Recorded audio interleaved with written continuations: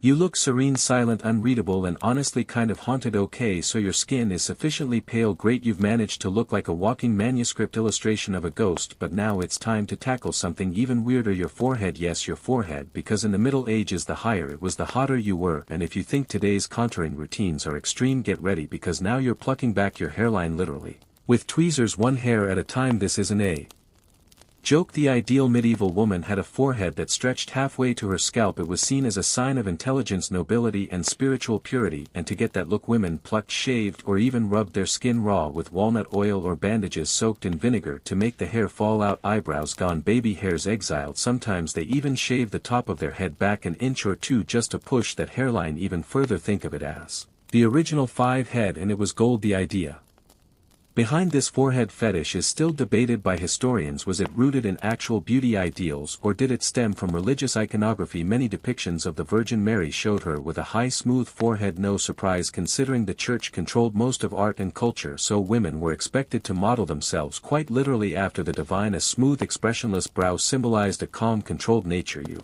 weren't supposed to look emotional, you were supposed to look serene. Now imagine the daily maintenance. You sit by the hearth in the dim light of early morning, tweezers in hand, yanking out strands of hair while trying not to cry, because if you cry your skin gets puffy and then you'll have to smear crushed rose petals under your eyes to reduce swelling. Beauty in this world is a job, and you don't get days off. There's a wonderfully strange case from medieval France involving a noble woman named Isabeau of Bavaria. According to legend and maybe some dramatized accounts, she plucked her hairline so aggressively that it permanently damaged the follicles on her scalp. For years afterward she wore elaborate headdresses to hide the irregular patches. These headpieces got so big and heavy that they eventually caused neck problems, and no, they didn't have chiropractors back then, just prayer. Speaking of headgear, the high forehead wasn't working alone. It came packaged with elaborate wimples, hennons, and snoods, all of which helped frame and emphasize the forehead. The hennon, that cone-shaped princess hat you've seen in fairy tales, was often worn tilted back so the forehead was front and center. Bonus points if your forehead was visibly veiny. That meant your skin was thin and delicate like parchment, and everyone loved parchment. What's particularly funny and kind of awful is that even if you didn't have the right kind of forehead, you still had to pretend. Portrait artists would draw your face elongated and your brow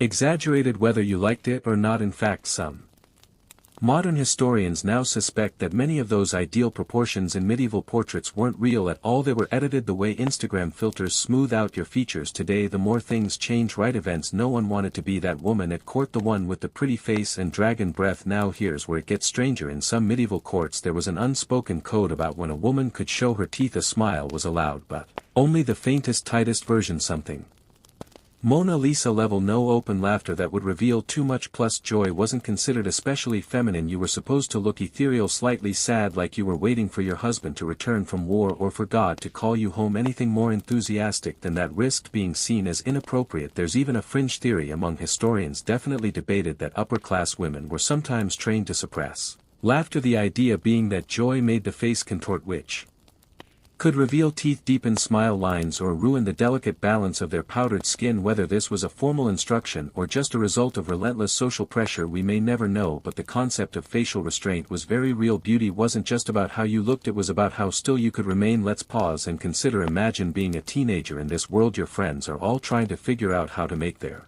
teeth smaller and less noticeable. No braces, no whitening strips, just prayers and pumice. If you were born with crooked or large teeth, tough luck. You might be laughed at, avoided, or quietly pied. Some wealthier families even went so far as to remove visible murs to make their daughters' mouths look smaller. The pain, the risk of infection, worth it apparently for the chance of a good marriage. It wasn't all hopeless though. Some medieval beauty manuals, rare ones tucked away in monastic libraries, offer gentle remedies for whitening teeth and freshening breath without completely destroying your mouth. One such manuscript recommends rubbing sage leaves on the teeth and drinking wine infused with mint. Honestly, that's one of the more reasonable tips we've heard so far, and yet it's the quiet cruelty that lingers. The idea that you must silence your body to be seen as good. You had to shrink everything: your voice, your mouth, your appetite. The smaller you appeared, literally and metaphorically, the more perfect you became. So here you are again, sitting in your chamber. You haven't smiled in hours. You chew fennel seeds between meals and scrape your teeth with crushed eggshells. You avoid laughing even when something's funny, because beauty in this time, it's not joy, it's discipline. And if your teeth are starting to hurt, don't worry, that just means it's working. Your forehead is now the envy of every noble woman from London to Lubeck. You've sacrificed your eyebrows, your scalp, and probably your sanity, but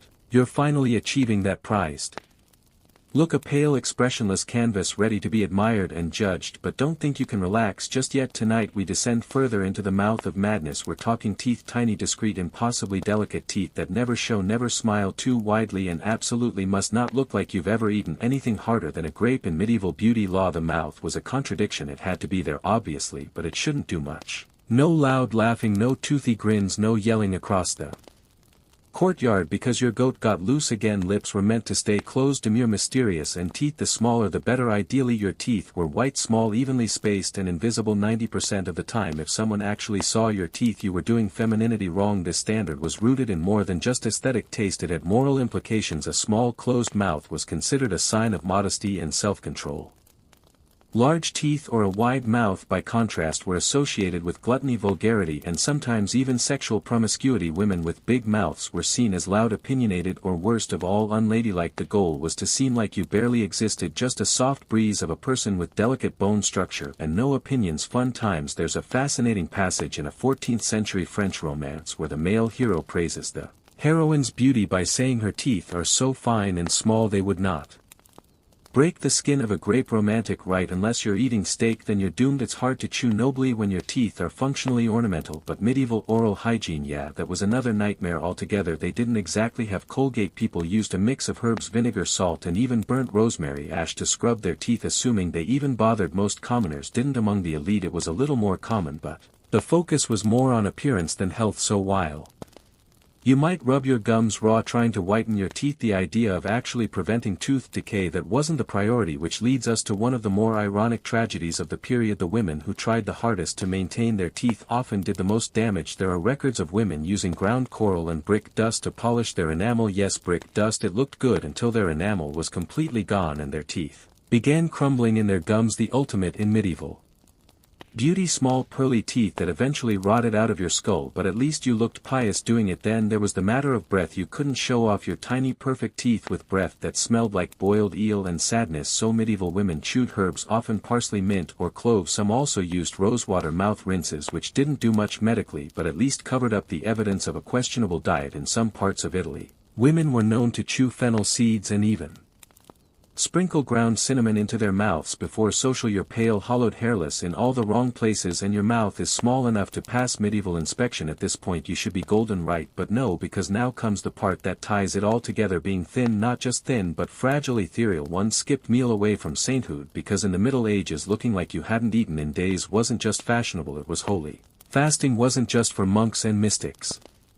Among noble women, not eating became a badge of both spiritual devotion and social superiority. The thinner you were, the more virtuous you were. Assumed to be a woman with a full figure might be considered healthy, sure, but she was also suspected of indulgence, gluttony, or even moral weakness. The ideal body was soft but slight, delicate but shapely, like a sculpture that might break if you breathed too hard on it. This wasn't some quiet internal practice either. In many aristocratic courts fasting was flaunted. Women would attend feasts but barely touch the food, delicately sipping wine or picking at a piece of bread with exaggerated grace. It wasn't just about health, it was about power. Denying yourself pleasure, especially in public, sent a message: I am in control, I am closer to God, I am better than you. Now let's talk about St. Catherine of Siena. She's probably one of the most famous examples of religious fasting in the medieval era. Catherine claimed to survive for years on nothing but the Eucharist, literally a piece of communion bread. Some historians today believe she may have suffered from a condition now recognized as anorexia, though obviously no one called it that back then. Her starvation was interpreted as divine devotion. She was canonized and her image, gaunt, sunken, glowing, became part of the beauty and spiritual ideal for women for centuries. And here's where it gets even murkier: spiritual purity and physical appearance weren't just connected, they were indistinguishable. A woman who was naturally thin and pale could be seen as blessed, maybe even saint-like. A woman who had to work at it through starvation, herbs that induced vomiting, or long nights of self-flagellation was still admired, but with a different flavor of reverence. She was admired for her suffering. There are quirky tidbits too, like the popularity of something called holy anorexia. It wasn't a medical term obviously, but a spiritual label applied to women who fasted to the point of hallucination and Ecstasy. Some noble families even encouraged this behavior in their daughters, seeing it as a shortcut to sainthood, or at least a way to increase the family's religious prestige. That's right, starving your child could be a career move, and don't get the wrong idea, men were doing similar things especially in monasteries, but it hit women differently. Fasting became not just a religious act but a gendered performance. You weren't just purging your body of sin, you were proving that you were too holy for hunger, too pure for earthly needs. Your body wasn't yours anymore, it was a shrine. But let's rewind to the daily grind of it. Imagine waking up in your cold stone chamber with a roaring fire that doesn't actually do much. Your maid servant brings in your breakfast, a stale crust of rye and a cup of goat's milk, but you wave it away. You're fasting, which really just means keeping up appearances. Your head aches, your limbs are weak, but you smile faintly and go about your day. You faint during morning prayers. Everyone pretends not to notice. Among your circle of noble women there's an unspoken competition: who can eat the least, who can go the longest between meals, who can survive on herbs and broth and still stand upright at mass. It's brutal, it's isolating, is revered. Even the fashion of the time reinforced this. Gowns were tight around the rib cage and torso, emphasizing a narrow waist. Lacing was used to cinch the body, not yet full corsetry but an early form of it. Some gowns had no stretch and could barely accommodate a full breath, let alone a meal. The silhouette of the day was long, narrow, almost reed-like. Rounded curves were okay, hips and busts had their place, but the stomach had to be flat, the ribs discreet. Your whole frame was supposed to say, I exist, on air and prayer. Scholars still argue about how far these standards actually reached. Were all noble women really starving themselves, or were the ideals exaggerated by male poets, clerics and artists projecting their fantasies onto female bodies? There's definitely truth to that. A lot of what we know comes from second-hand sources, men writing about women, artists painting exaggerated saints, religious leaders praising devotion while quietly destroying lives. But the physical evidence, where it exists: corseted bones, letters, manuscripts suggest that many women lived these expectations day after day. There were also class divisions. Of course, peasant women couldn't afford to fast, nor would anyone expect them to. They needed energy to survive their lives: field work, childbirth, constant labor. But the higher up the social ladder you climbed, the more your plate had to stay empty. The irony: the rich had access to food and were praised for pretending they didn't want it and just to drive it home. Here's a weird little fact: some women would chew food and then discreetly spit it into napkins to avoid digestion. That's right, predigestion, food rejection, a casual court-approved eating disorder centuries before anyone had a name for it. So now here you are again, it's dinner time in your candlelit hall. Your lord is eating roast pheasant, the smell so rich it makes your stomach twist. You sip watered wine and pretend to be indifferent. Your gown is tight across your ribs. You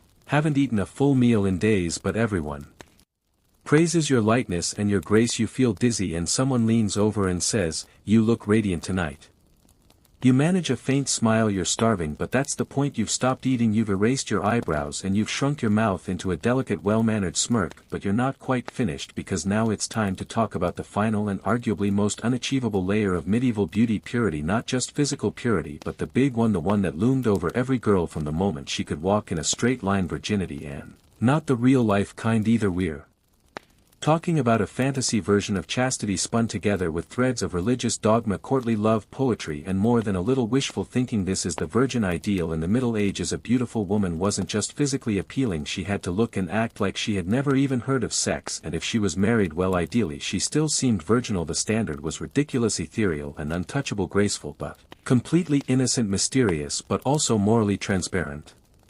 Basically, you were expected to be a walking contradiction in a really expensive dress. It all stemmed, of course, from the religious climate. The Virgin Mary was the ultimate role model. She was seen as the perfect woman, kind, obedient, selfless and eternally untouched. Artists and poets bent over backward to make her the centerpiece of womanhood. That meant real women, living, breathing, complex women were expected to mold themselves into that impossible shape: pale, passive and pure. Let's put you in the mindset. You're 13, maybe 14, old enough for marriage negotiations to begin. Your mother has already warned you to walk modestly, avoid eye contact with men and never speak above a whisper unless addressed directly. You've been taught how to sit with your ankles crossed, how to lower your eyes demurely and how to say no with just the right amount of angelic confusion. You've also been warned that even looking too interested in something, anything, might make people think you're impure. Passion, after all, was suspicious. Even your clothing reflects this bizarre blend of innocence and allure. Your dress might be modest in cut but made from expensive fabrics that whisper privilege. You might wear a veil over your hair, not just for fashion but because visible hair was associated with temptation. The more covered you were, the more good you appeared. Modesty wasn't just suggested, it was legally enforced in some regions, literally. In parts of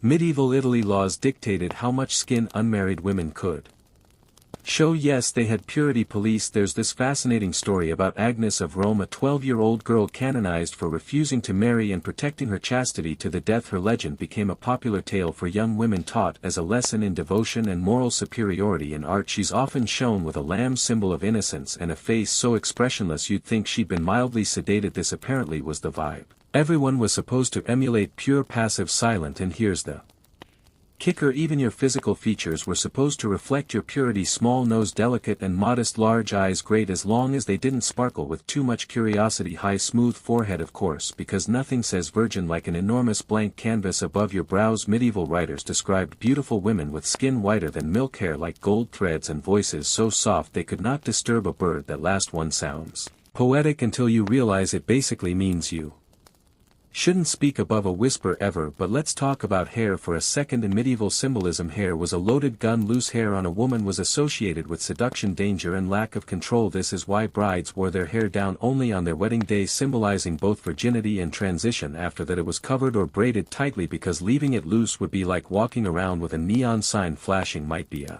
temptress. The rules were unspoken but rigid. You didn't want to be mistaken for a loose woman because the consequences were brutal. Speaking of which, the stakes for falling short of this ideal weren't just social, they were physical. A woman suspected of sexual impurity could be shamed, disinherited, exiled, even killed. It didn't take much: a rumor, a jealous suitor, an unfortunately timed encounter in a garden. The noble family's daughters were political currency. If a girl's virginity came into question, it could sink entire marriage alliances. So yes, the pressure was real, and yes, it was constant. There's a strange scholarly debate about whether these purity standards actually affected women's day-to-day lives, or if they were just idealized projections from male-dominated literature and religious doctrine. On one hand, poetry from the era is overflowing with references to untouched maidens and flawless beauties. On the other, real women sometimes found ways to work the system. Some used their virgin reputations as bargaining chips, others faked virginity with herbs and clever storytelling. A few even went full holy maiden and joined convents to escape the whole marriage mess entirely. A quirky historical tidbit: in some regions, midwives were trained to restore virginity through minor surgeries or herbal treatments, basically the medieval version of a hanoplasty. It wasn't common, but it happened. Reputation was everything, and people would go to extraordinary lengths to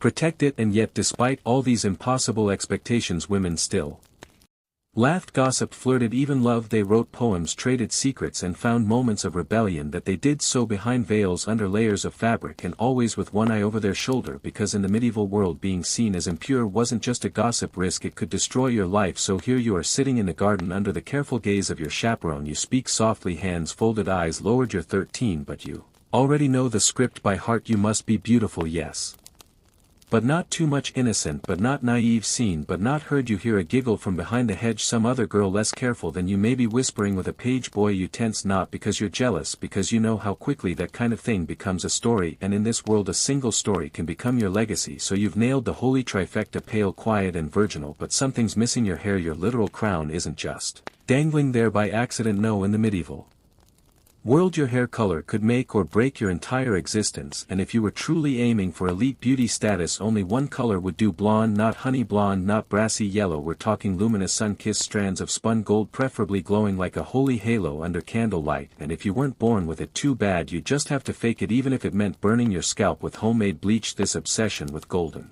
hair didn't come out of nowhere in medieval Europe.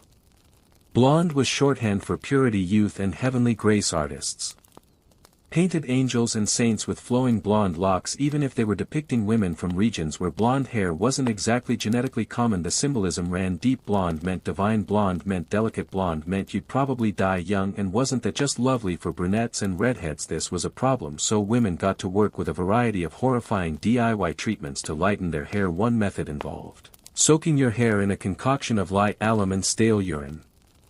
Yes, urine before sitting in the sun for hours. It didn't always work, but when it did, you'd end up with dried out straw-like blonde strands and likely chemical burns. Beauty win, maybe nerve damage, possibly. One particularly infamous beauty recipe comes from a 15th century Italian manuscript instructing women to mix saffron, lemon juice and goat's urine, apply it to the hair, and then sit outside with a wide-brimmed hat that had the top cut out so just your hair would roast in the sun. The goal: lift the pigment the result. Sometimes it worked, but usually it just fried your hair into a crispy halo of medieval regret. And don't think you could just wear a wig. Wigs were rare and seen as theatrical or deceptive, plus extremely hot and itchy under layers of wimples and veils. Some women used thin veils dyed with golden hues to give the illusion of blonde hair peeking through, but it was no substitute for the real thing. You wanted the shine, the shimmer, the approval of everyone from your priest to your suitor, and if it cost you your scalp, so be it. A historical example: let's talk about Lucretia Borgia. While she lived slightly post-medieval in the early Renaissance, her golden hair was so famous that it was sent as a diplomatic gift. Literally, strands of her hair were preserved in jewelry and letters as tokens of power and allure. Whether it was her natural color or achieved through early bleach jobs is up for debate, but the point is clear: golden hair meant influence. It turned women into legends, or at least well-married nobles. Of course, this aesthetic ideal excluded whole populations. Dark-haired women, especially those from southern Europe or the Middle East, were often portrayed as seductive, dangerous, or morally ambiguous. In medieval poetry, a dark-haired temptress usually spelled trouble for the hero, while the golden-haired maiden was the one he'd take home to his castle. The racial and cultural undertones here allowed blonde wasn't just beautiful, it was seen as better. Now here's where it gets interesting. While the church pushed for modesty and chastity, the romantic literature of the time, courtly love tales, troubadour poetry, fueled the obsession with blonde hair even more. In these stories, the perfect lady was always golden-haired, gentle, and mysteriously sad. Men fell to their knees for her, sang ballads under her window, or died in duels defending her honor. Blonde hair became the symbol not just of holiness but of high drama, so naturally women copied the ideal even if they knew it was fiction, even if they knew it was dangerous. There's a documented case in 14th century England of a noble woman who went blind after accidentally getting bleach in her eyes during a hair lightening session. Her servants testified that she'd been trying to match the golden shade of a lady in a painting, art imitating life or life imitating art, with a side of permanent eye damage, but the consequences weren't always so visible.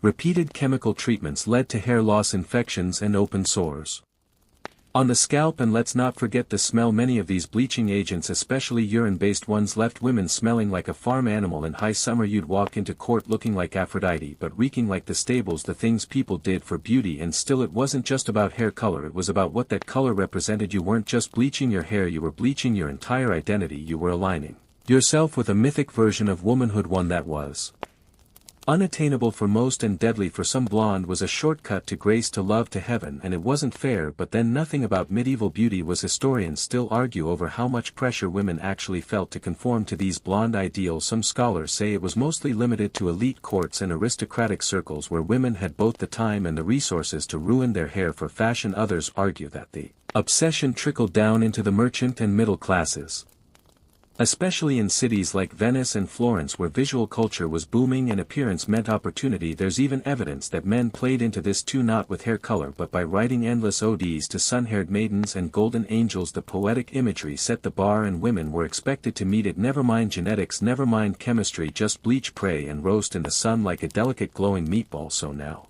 back in your chamber you sit by the window with your scalp still stinging. You follow the recipe from that whispered beauty manual. The sun beats down through the open circle in your straw hat. Your hair steams. You smell faintly of lemons and livestock. A servant fans you lazily. You feel elated, but maybe that's just the fumes. Later at court someone glances your way. Your hair catches the candle light. It shimmers for a moment. You think, maybe this was worth it. Then someone else turns to look, and another. You smile faintly and tell yourself not to scratch your head because it still really burns. At this point you've probably figured out that medieval beauty was less about being alive and more about looking like you were slowly fading out of existence. But don't think for a second that this obsession with delicate looks meant people actually smelled delicate. Welcome to the rank underbelly of medieval beauty culture, where baths were rare, sweat was constant, and your nose was the unsung hero trying to get you through each day without fainting. First off, no, medieval people weren't completely allergic to washing. They bathed more than the myths suggest when they could. But for noble women, hygiene wasn't always about health, it was about optics. You were supposed to smell fresh and floral, yes, but without getting wet. Actual bathing was seen as potentially dangerous to the soul or even harmful to fertility. Plus, medical experts of the time claimed that hot water opened your pores, making you more vulnerable to disease, sin, or both, because nothing screams medical knowledge like blaming your bathtub for a plague outbreak. So what did women do? Instead of bathing, they perfumed a lot. They doused themselves in rose water, lavender oils, crushed violets, and even spiced vinegar. Some stuffed their undergarments with dried herbs like mint, marjoram, and thyme, basically turning their corsets into medieval potpourri satchels. Linen, chemise, and veils were Also frequently laundered more so than the body itself, and a constant attempt to trick people into thinking cleanliness was happening. And then came the masks, no, not COVID style but scent masks, perfumed gloves, pomanders, small perforated balls filled with aromatic resins, and even garlands worn around the neck or pinned inside dresses. These weren't just decorative, they were all factory armor. The upper classes understood that things stank. The key was to stink better. Let's talk about hair, since we just tortured it in the last section. If you thought scalp care was a modern obsession, think again. Medieval women often went weeks without washing their hair, instead rubbing it with scented oils to mask the natural buildup. Rosemary, clove oil and bay leaves were popular choices, not for cleanliness but to convince people your head hadn't turned into a small ecosystem. One quirky tip from a 14th century beauty manual recommends boiling rosemary and wine and using the mixture to rinse the hair and cheer the brain. Sounds nice until you remember how often lice made themselves at home in those braids and veils. Delousing was a constant itchy battle. Women used special combs, vinegar rinses and prayers, lots of prayers. Now not everyone could afford the luxury of smell masking oils and herbs. For poorer women, especially in the city's public bathhouse, were a more realistic option until the church decided they were too sinful, because apparently bathing in the same room as other people was a gateway drug to lust, disease and moral collapse. Many bathhouses were shut down or heavily regulated, and women were expected to wash modestly at home using a basin, a cloth and whatever level of shame they could muster. But here's where things get contradictory again. The same society that scolded women for washing too much also expected them to look and smell immaculate, not just passively clean but spiritually fragrant. Writers of the time would describe their ideal women as smelling like lees, honey or spring rain, never sweat, never food, never God forbid reality. And of course the pressure to smell right wasn't evenly distributed. Noble women were held to impossible standards. You were expected to sit through hours of court, layers of heavy clothing, stuffy rooms, and still somehow radiate the scent of divine approval. One wrong whiff and suddenly the gossip started. She's been writing too much, someone might whisper, or worse, she's not what she pretends to be. One historical figure worth mentioning here is Isolde of Brittany, the often overlooked foil to the famous Isolde in the Tristan legend. She was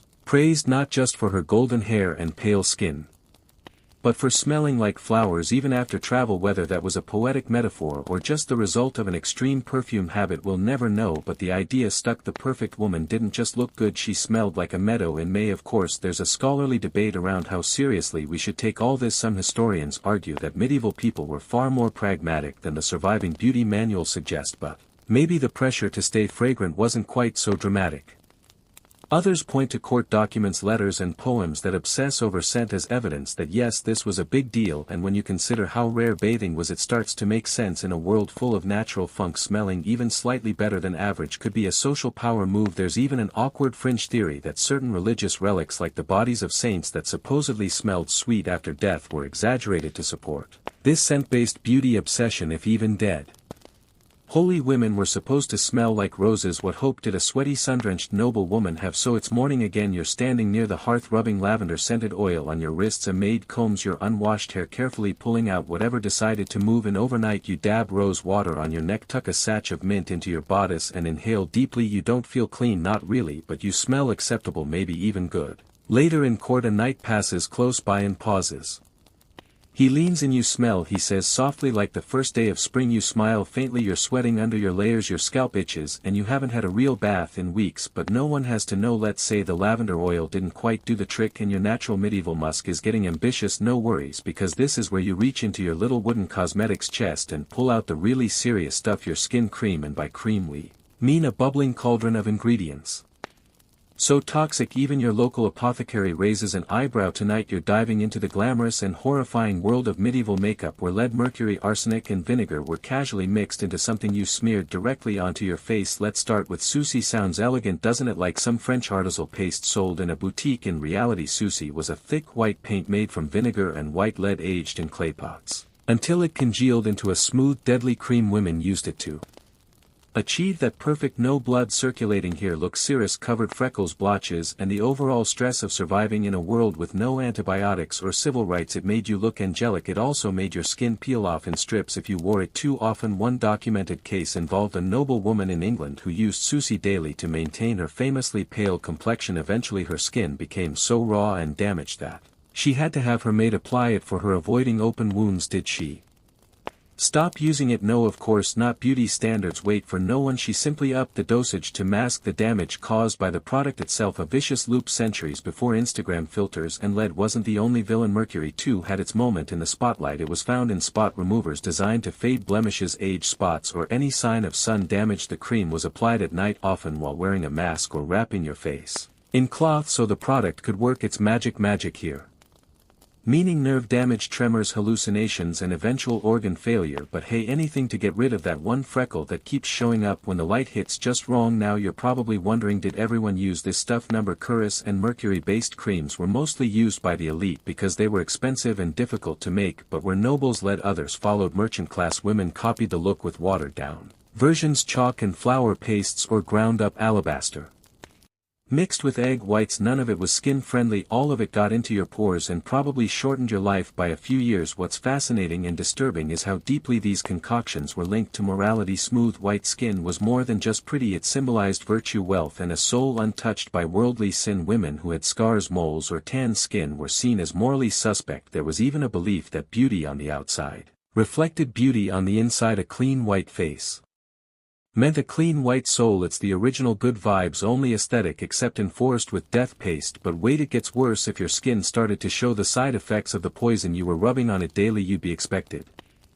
to hide that too. Blistering. Try a blend of rose water and crushed pearls. Skin turning gray. That's when you pull out the rouge, a toxic red dye made from cinnabar aka mercury sulfide. That's right, to hide the effects of one poison you applied another. Eventually your whole routine was just chemical warfare happening in slow motion across your face. There's a weirdly charming footnote to all of this. Some women, particularly those in remote or rural areas, opted for homemade masks made from bread dough, honey, or even snail slime. Yes, snails. People believe that snail mucus could rejuvenate the skin. It sounds outlandish, but fun fact, snail mucin is now in high-end Korean skin art. So hey, the medieval ladies may have gotten that one accidentally right. Still, that was the exception. For most, beauty was a ritual of slow decay. You'd wake up, scrub your face with vinegar and salt, apply lead-based paint, dab your cheeks with something red and questionable, powder it down with rice flour, and then pray it stayed on through mass and midday gossip. By evening your face felt like a dry lake bed, cracking with each blink, each smile, each whispered comment about whose cousin was secretly in love with a monk. And of course the cycle never stopped. The second you washed it off, your real skin looked worse, more sallow, more irritated, more human. You had no choice but to start again the next day and the day after that until your skin no longer had anything left to give.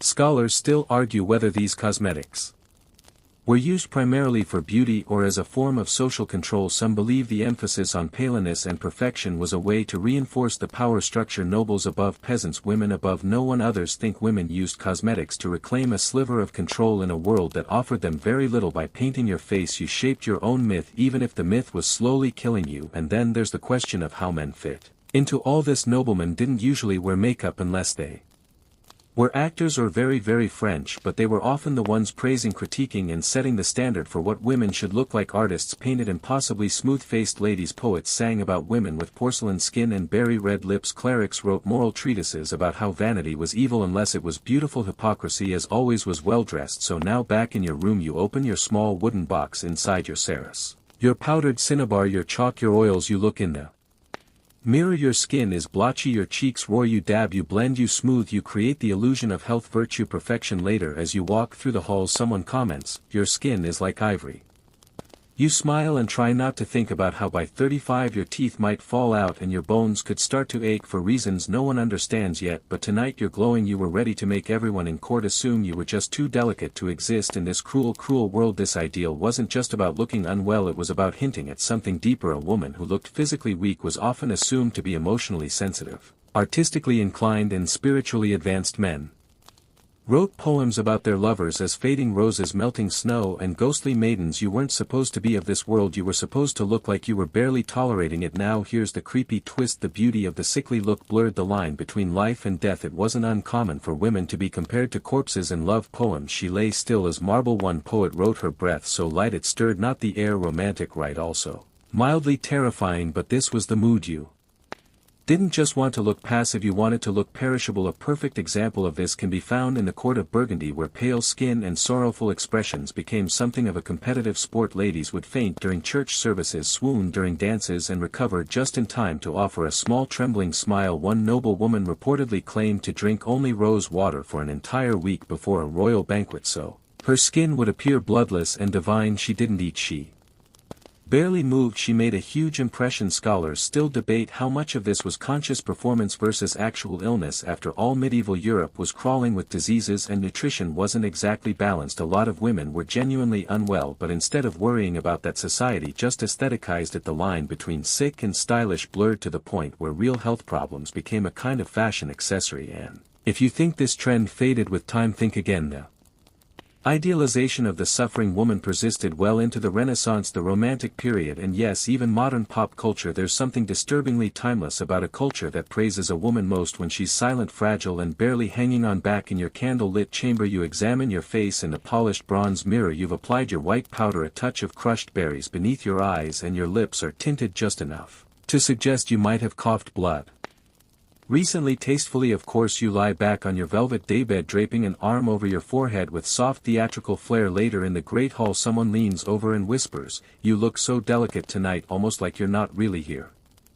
You smile faintly. That's exactly the look you were going for. You're glowing all right, but it's less the glow of health and more the faint shimmer of chemical exposure. Still, in the flickering torchlight of the great hall, no one sees the damage under the layers. They see the alabaster skin, the veiled golden hair, the modest smile. You've perfected the mask, but tonight we're going to talk about a trend that took all this delicate dying swan beauty and gave it a proper gothic twist, because for a while looking sick wasn't just fashionable, it was practically divine. Welcome to the age of the sickly look, when everyone wanted to appear one fainting spell away from sainthood. This wasn't some isolated aesthetic, it was woven through every painting, poem, and whispered rumor. At court, women were praised for looking pale to the point of translucent hollow cheeks, dark shadows under the eyes, even a slight bluish tint to the lips. These were beauty markers. It wasn't about radiance, it was about fragility. The goal was to appear physically delicate and emotionally subdued, as if the weight of the world, or your own corset, was just too much. The link between beauty and sickness wasn't new in medieval Christian thought. Suffering had redemptive value. Saints were beautiful in their affliction. Women who bore pain with grace were seen as spiritually elevated. So when you looked like you might swoon at any moment, it wasn't cause for alarm.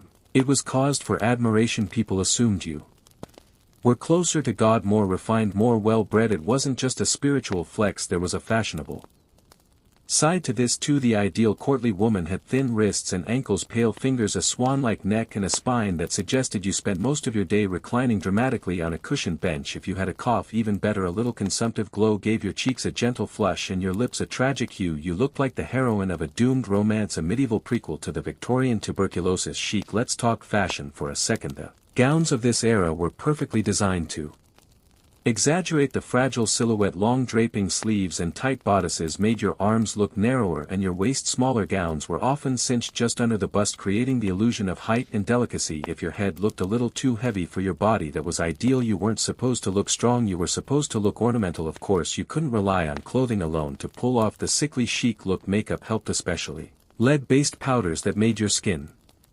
unnaturally white and powdery, but some women went a step further, using berries or beetroot to gently darken the under-eye area. That's right, they created the illusion of eye bags on purpose. Anything that made you look more tragic, more romantic was fair game. One particularly dramatic beauty trick involved gently pressing a cold spoon under the eyes to encourage slight swelling and bruising. The result, a soft puffy under-eye shadow that whispered, "I haven't slept in days and I've been weeping about my lover who died in the Crusades." Combine that with a fluttering fan and a strategically placed lace handkerchief, and by now you've mastered the look. Thin enough to look holy, pale enough to appear freshly embalmed, and perfumed to the point of distraction. But just in case you thought this whole beauty circus was limited to women, allow me to direct your tired eyes to the young men of the medieval courts. No, they didn't get a free pass. Sure, they weren't bleaching their scalps with goat pee or smearing mercury under their eyes, but trust me, medieval masculinity came with its own punishing list of requirements. Tonight let's talk about the impossible standards for men too, because if you think your corset's tight, imagine trying to look brave, rich, and holy while surviving hand-to-hand combat. Start with the basics. The medieval dream boat. He's tall but not so tall that he looks awkward, he's lean but muscular, ideally a kind of wiry strength like a sword with abs, his face sharp, Clean-shaven with a high forehead, yes, they plucked hairlines too, a straight nose and clear unblemished skin, his hands delicate but calloused in just the right places. You wanted to look like you read poetry by candlelight but could still murder a guy before breakfast. So how did men keep their skin smooth and their features sharp in a world with no barber hops, no razors, and a medical system that thought sneezing too hard might summon demons? The answer: very carefully and often painfully, upper ass. Young men used tweezers to shape their brows and remove stray facial hairs. That's right, medieval manscaping. Some even used vinegar-based tonics to cleanse their skin and avoid breakouts, since pimples were seen as signs of weak character or excessive lust. But beyond the face, a young nobleman's entire identity was wrapped up in his body and what he did with it. From childhood he was trained for war, sport, and the extremely formal art of looking cool on a horse. This wasn't about health or fitness. The way we think of it now, it was about image. Knights and squires were judged by how they carried themselves in armor, how gracefully they moved during a dance, and how well they recited romantic poetry to a lady without tripping over their own tights. And yes, tights were very much a thing. In fact, men's fashion during the later Middle Ages was just as tight, restrictive, and oddly revealing as anything women wore. Men wore hose that outlined their legs and buttocks in excruciating detail. Codpieces became so exaggerated in some courts that laws were eventually passed to tone them down. A well-dressed man might spend just as long as his female counterpart getting ready, smoothing down his hair, adjusting his doublet, selecting his colors. Appearance was everything, and failure to look the part could ruin your chances of court success. One real historical figure who fit and broke these rules was Edward of Woodstock, better known as the Black Prince. He was the medieval poster boy for knightly perfection, skilled in battle, handsome, rich, well-dressed, and tragically doomed. His early portraits show a man with the classic look: strong nose, soft curls, and a fashion sense that screamed, "I'm ready for war,"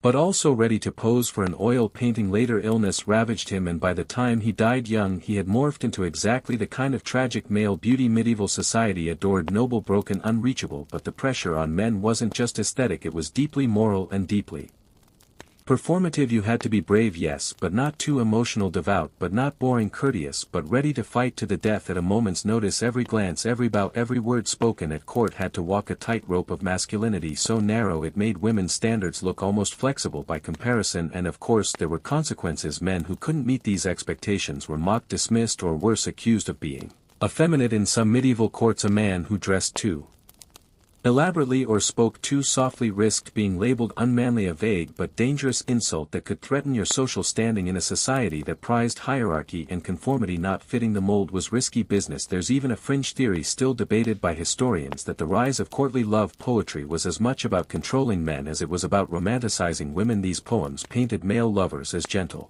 suffering, noble souls who worshipped their lady from afar. Sounds sweet until you realize it created an impossible role model. Real men were expected to act like fictional ones, chasing unattainable women while suppressing all the very human messiness underneath. You couldn't just be in love, you had to perform love like it was an art form and a test of character. Quirky side note: some medieval men wore beauty patches, tiny silk spots stuck to the face to cover blemishes or signal a certain fashion forwardness. Yes, they stole that one from the ladies. A patch on the cheek might say, "I'm flirtatious," a patch near the eye, "I'm dangerous," but poetic.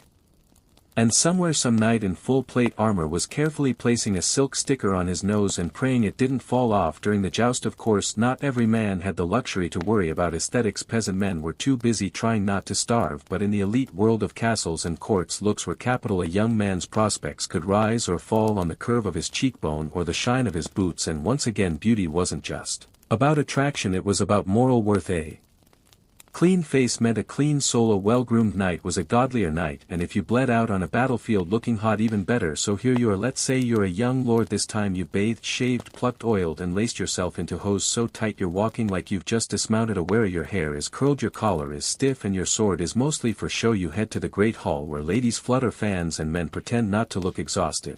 Someone claps you on the back and says, "Looking sharp today, like a painting come to life." You nod, smile slightly, say something poetic about the moon, then walk away, making sure your cloak billows behind you just right. Whether she actually did anything scandalous, her mouth alone could suggest things the church would rather not discuss in polite company. There's even a record of a noble woman in France whose marriage negotiations fell through after a rival court sent a portrait exaggerating her lip size. The message was clear: she was too sensual, too proud, too dangerous to be a wife. She Ended up joining a convent. Her mouth apparently spoke louder than her actual words ever could. And then there was the matter of smiling. As we mentioned earlier, too much smiling was frowned upon, pun intended. A closed mouth was ideal, slightly upturned corners perfect, a visible grin suspicious, a full laugh scandalous, open laughter especially with teeth made a woman seem less mysterious, less controlled. And remember, mystery was currency. Too much emotion, especially joy, was read as immodest, even unfeminine. Your lips were supposed to hover between silence and suggestion, never fully committing to either. But not all lip-related messaging was visual. Some women, particularly in the French and Italian courts, wore scented balms that made the lips subtly aromatic. Rose-infused wax, clove oils and honey-based glosses were popular among those who wanted to keep their mouths soft and inviting without appearing too forward. Again, it was all about balance. You couldn't look like you were trying. You had to smell like heaven but seem like you'd never kissed anyone ever in your whole life, not even a frog. There's a strange little fringe theory too. Some historians believe that lip treatments were occasionally used as a kind of flotation ritual. A woman might dab a bit of balm on in view of a particular man, her fingers lingering just a little too long. He'd get the message or he wouldn't. That was part of the game. The lips became both mask and magnet. Naturally, the debate continues. Some scholars argue that lip coloring was rare and mostly reserved for court performers, dancers or women already labeled as fallen. Others insist that it was more common than we think, just done with more subtlety than we're used to. After all, most surviving records come from moralists and clergy, not the women themselves. And let's be honest, the women doing the best lip work were probably also the best at covering their tracks. So here you are again, seated at your vanity. You dip your finger into a tiny pot of pomegranate balm and gently pat it onto your lips. Not too much, just enough to catch the light. You block with a linen cloth, check your reflection, then close your mouth into the perfect soft line. Not a pout, not a smirk, not a smile. Later at the banquet, someone glances at you, his eyes flick to your mouth. You pretend not to notice and you don't say a word. So you've powdered your face, starved your body, bleached your hair and maybe even faked a fainting spell or two. You've committed to the look. But what if we told you it didn't stop there? Because long before the corset became the ultimate symbol of beauty through torture, medieval women had already mastered the art of physically reshaping their bodies with clothing. That's right, it's time to talk about the early precursors to corsets: the tight-laced bodices, the rigid kirtles, the bone-stiffened garments that squeezed women into silhouettes dictated not by comfort but by patriarchy and pageantry. Now technically the corset as we know it didn't fully arrive until the Renaissance, but let's not kid ourselves. Medieval noble women were already living that laced-up life. They wore fitted undergs known as cot or kirtles, which had to be carefully laced to create a cinched-in waist and an elongated torso. You couldn't just pull one on like a comfy hoodie. These things required help, servants, patience, and a willingness to exhale for no one. The goal was always the same: to make the body conform to the ideal: a long narrow torso, a small waist, gently sloping shoulders and modestly rounded hips, not too curvy, not too strong, just enough femininity to suggest you were capable of bearing children but not enough to imply you might be good at it. Subtle, contained, decorative. Don't be fooled by the romantic paintings. Getting into these garments wasn't elegant. It involved awkward twisting, sucking in your breath and trying not to gag as someone yanked on the laces behind you. Often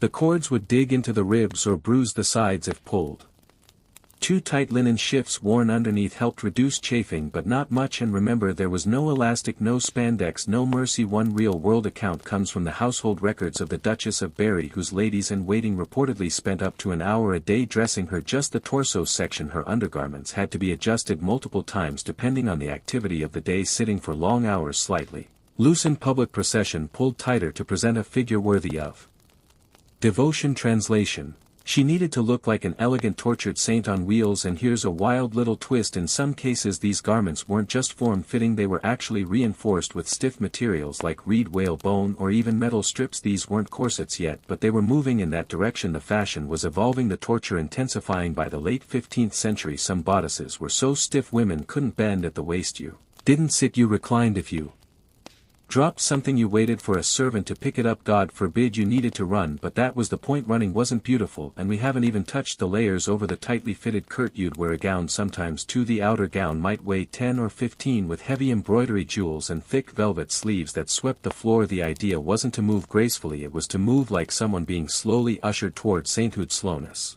was beauty, stillness was grace, movement was for peasants, laced and perfumed, pale as polished bone. You've done everything right, or so you think, but tonight we're zooming in on one last tiny detail that could unravel your entire aesthetic if you weren't careful. Your lips. That's right, those two little lines of flesh on your face were a battlefield all their own, because in the Middle Ages lips weren't just for speaking, they were for signaling, and if you weren't careful they could speak volumes about your Morality, your class, your secrets. Even when you kept them perfectly closed. Let's start with color. You might assume that rosy healthy looking lips were all the rage. You'd be wrong. Medieval beauty leaned toward the ethereal, the otherworldly. Bright red lips were considered a little too lively, too earthy, too lustful, and lust, as we've covered, was a serious aesthetic. No, a slight pink tint maybe, but anything darker could get you side-eyed by a priest, or worse, suspected of intentional temptation. And here's where things get complicated. Because cosmetics for lips did exist, women used crushed berries, allanette root, beet juice and red wine residue to tint their lips, but this was a risky move depending on where you lived and who was watching. Adding color to your mouth could mark you as vain, deceptive, or even demonic. A lot of religious authorities believed that women who painted their faces were hiding their true nature, literally trying to trap men with false beauty, and the lips, being so close to the sin of speech and kissing, were prime targets for suspicion. One particularly damning piece of folklore described a painted woman whose lips were so red they bled. Lies subtle, right? According to some priests, lip staining was a sure sign of a woman who would lead men astray. Better to leave them bare, pale, unreadable, because as with everything else in the Middle Ages, beauty was safest when it whispered, not shouted. Of course, not every woman bowed to the modesty police in courts like those of Burgundy and Venice, where fashion pushed the boundaries of piety. Subtle lip color became an elegant weapon. A well-placed hint of berry on the mouth told the world, I am refined, cultured, desirable but not vulgar. It was a performance just like everything else. You weren't enhancing your lips, you were telling a story with them, a carefully edited story, one that walked the razor-thin line between saint and seductress. Here's a delicious little historical tidbit. In some noble households there was actually a coded system for lip color. Darker stains applied very lightly were reserved for evening events,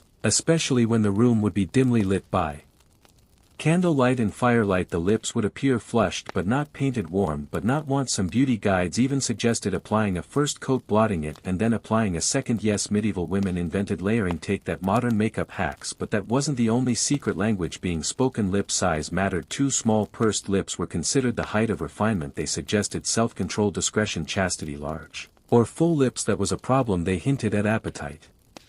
Both literal and metaphorical. A woman with generous lips might be mocked, gossiped about, or quietly avoided. Never mind, your lips are silent, delicate, and maybe just the right shade of forbidden berry. You've mastered the face, the body, the posture, the scent, but none of that matters unless people know what it means, because in the medieval world beauty wasn't just about looking good, it was a walking resume, a moral verdict, a declaration of class and character. Tonight we're peeling back the gilded layers to look at the deeper and much more dangerous equation that governed medieval life. Beauty equals wealth equals virtue. Now it sounds ridiculous, but in a society where God, gold and gossip ruled supreme, your appearance did more than attract suitors. It told people what kind of soul you had. Smooth skin, that meant you were clean both physically and spiritually. Pale complexion, you didn't labor in the sun like a peasant, you were preserved. Refined, closer to heaven. Perfect posture, symmetrical features, white hands and dainty feet, all signs that you were born into the right kind of family and therefore presumably born good. This wasn't just cultural fluff, this was doctrine. Medieval theologians and philosophers wrote treatises insisting that beauty was evidence of divine favor. If you looked good, it was because God had made you that way on purpose, as a sign to the world you are physically beautiful because you were morally beautiful, and the reverse was assumed just as confidently. Flaws of the body, flaws of the soul. Now imagine what this meant for anyone who didn't fit the mold. A crooked nose might mark you as devious. A birthmark could mean you were cursed. Too much hair might want to double check for demonic influence. Even scars from accidents or illness weren't viewed neutrally, they were read like warnings. People believed the body revealed the truth of the inner self, and that was a terrifying standard to live under. And let's not forget money's role in this mess, because of course the ideal medieval beauty, like most things in history, was expensive. The lotions, the powders, the gowns, the delicate veils, none of it came cheap. Peasant women couldn't afford saffron hair rinses or imported perfumes. They couldn't even afford mirrors, let alone the time to sit in front of them, and so the ability to be beautiful became exclusive, a symbol of status just as much as a coat of arms. Even features themselves were linked to wealth. Thinness was often celebrated because it meant you didn't work the fields. Fragility suggested you were cared for, kept indoors, sheltered. Long fingers showed you never had to grip a shovel. Smooth hands said you didn't sew, wash, or knead bread. The farther removed you were from labor, the more angelic your body became in the public imagination. Now you might be wondering, did people really buy this nonsense? Oh yes, it was baked into the medieval worldview. Artists painted noble women with flawless faces and elongated proportions because that's what people Believed virtue looked like poets waxed rhapsodic about their lady's alabaster brow or her slender ankles, not just to say she's pretty but to say she's good. Her outer beauty confirmed her inner worth. One particularly illustrative case comes from the court of Eleanor of Aquitaine. Her ladies in waiting were chosen not just for their noble bloodlines but for their virtues, a polite way of saying they were young, thin, pale and composed. Court documents describe their beauty with the same reverence. Usually reserved for relics, their poise, their elegance, their symmetry, all signs that they were not only suitable companions but moral exemplars. Now here's where it gets really dark, because this worldview didn't just reward the beautiful, it punished those who couldn't perform beauty. Ugly or disfigured women were often assumed to be wicked. Think witches, old crons or temptresses in disguise. If you weren't beautiful, people didn't just pity you, they feared you. You were unnatural, dangerous, possibly unholy. There's even a recorded incident in 13th century Spain where a noble woman accused her rival of witchcraft after she developed a facial rash. The logic: a good woman would never be so afflicted. The accused was later acquitted, but the damage was done. Her social standing crumbled not because of what she did but because of how she looked, and men weren't immune either, though the rules were slightly different. A handsome knight was considered more trustworthy, more heroic. A misshapen one, possibly a trickster or a traitor. This wasn't just aesthetics, it was a moral system enforced through cheekbones and clear skin. Of course, not everyone agreed with this madness. There were skeptics. Writers like Christine Dizon, one of the first female authors to make a name for herself in Europe, openly challenged the link between beauty and virtue. She argued that women should be judged by their actions, not their appearances. Radical right. She didn't win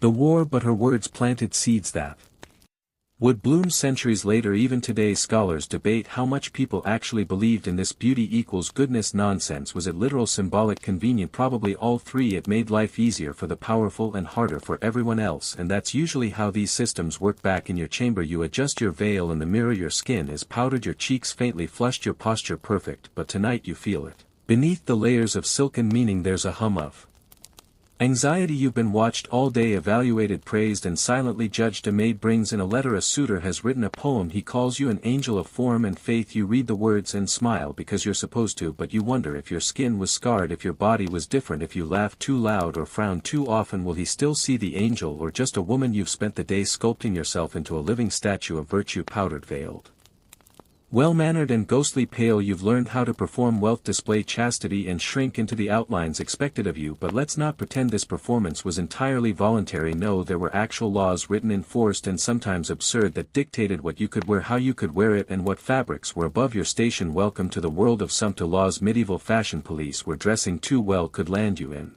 legal trouble. Let's start with the basics. Sumptuary laws were regulations often passed by monarchs or town councils that controlled personal expenditures, especially clothing. These laws were meant to preserve moral order, but let's not sugarcoat it, they were mostly about keeping the lower classes in their place. You couldn't just wear silk because you liked the way it shimmered. You had to earn your silk by birth, marriage or divine appointment, and if you dared to fake your status by dressing too well, that was fraud. Apparently fraud via fashion. For example, in 14th century Florence, women of the merchant class were forbidden from wearing belts made of gold or silver. In England under Edward III, no one below the rank of knight's daughter was allowed to wear fur. Let that sink in. Your entire body could freeze solid during a particularly nasty winter, but if your father didn't own a certain amount of land, you'd better suffer stylishly in wool, because if you wore fur anyway and got caught, you could be fined, shamed or in some cases stripped of the offending garment on the spot. Nothing says maintaining social hierarchy like being forcibly undressed in public. And then there were the color restrictions. Certain dyes like Tyrian purple or saffron yellow were so expensive and symbolic that only the elite could wear them. Blue, associated with the Virgin Mary, was often reserved for nobility or clergy. Red was trickier. Rich dark reds were considered regal, while bright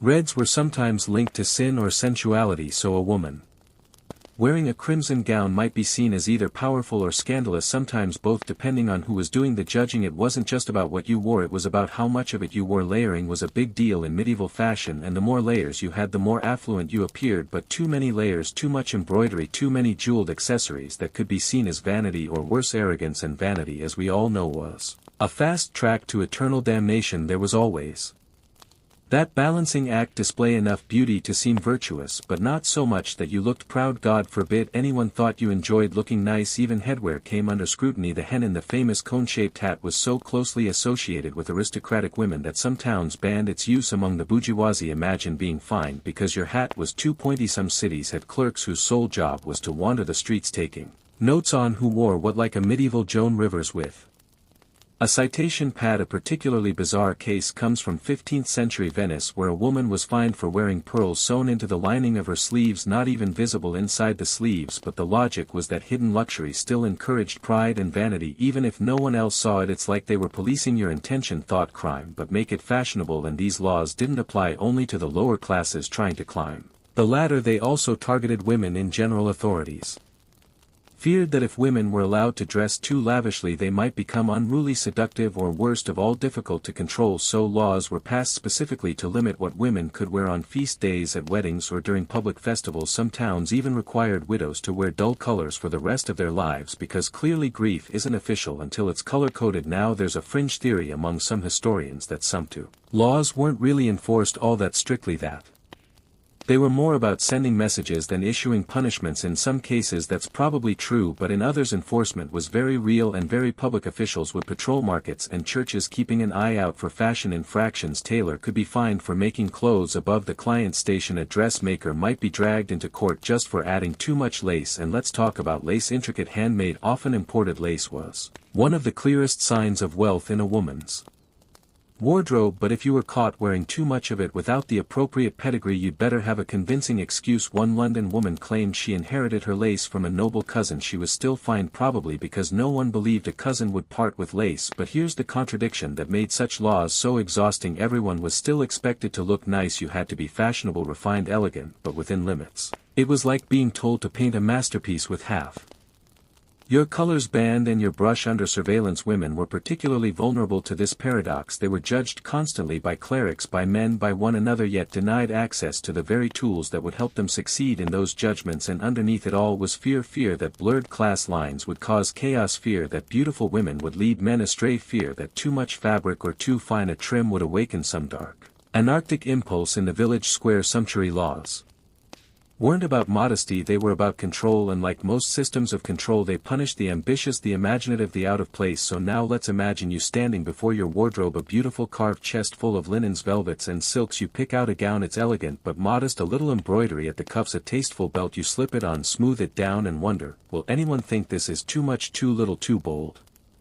Later, as you walk through the market square, a clerk gives you a glance, not a smile, not a scowl, just a look. A knight asks her to dance, she nods. They pass you on the way to the floor. He doesn't look at you. You lower your eyes, you smile faintly and let the crease deepen. By now you've survived your youth, your first marriage, your slow fade into social invisibility, and you've done it with grace, powdered restraint, and only minimal eyebrow regrowth. But what happens when you're no longer just overlooked, but actively feared? Tonight we're entering one of the darkest corners of medieval beauty culture, the fate of women deemed ugly, unwanted, or simply not in line with the day's soft-lit ideal. Because in a world where appearance equaled virtue, to look wrong was to risk being branded something worse than unnatural. Let's start with the basics. If you were a woman in the Middle Ages, beauty wasn't just skin deep, it was proof of moral and spiritual correctness. To be beautiful was to be blessed. To be plain was to be pied, and to be considered ugly, that often meant danger. You were othered, pushed to the margins, and if you lived long enough to outlast both youth and usefulness, you risked becoming society's scapegoat. Think less. She aged gracefully and more. Let's check her for signs of witchcraft. The stereotypes were sharp: a hooked nose, suspicious warts or moles, obvious marks of the devil, wild hair. You might be consorting with demons. Any combination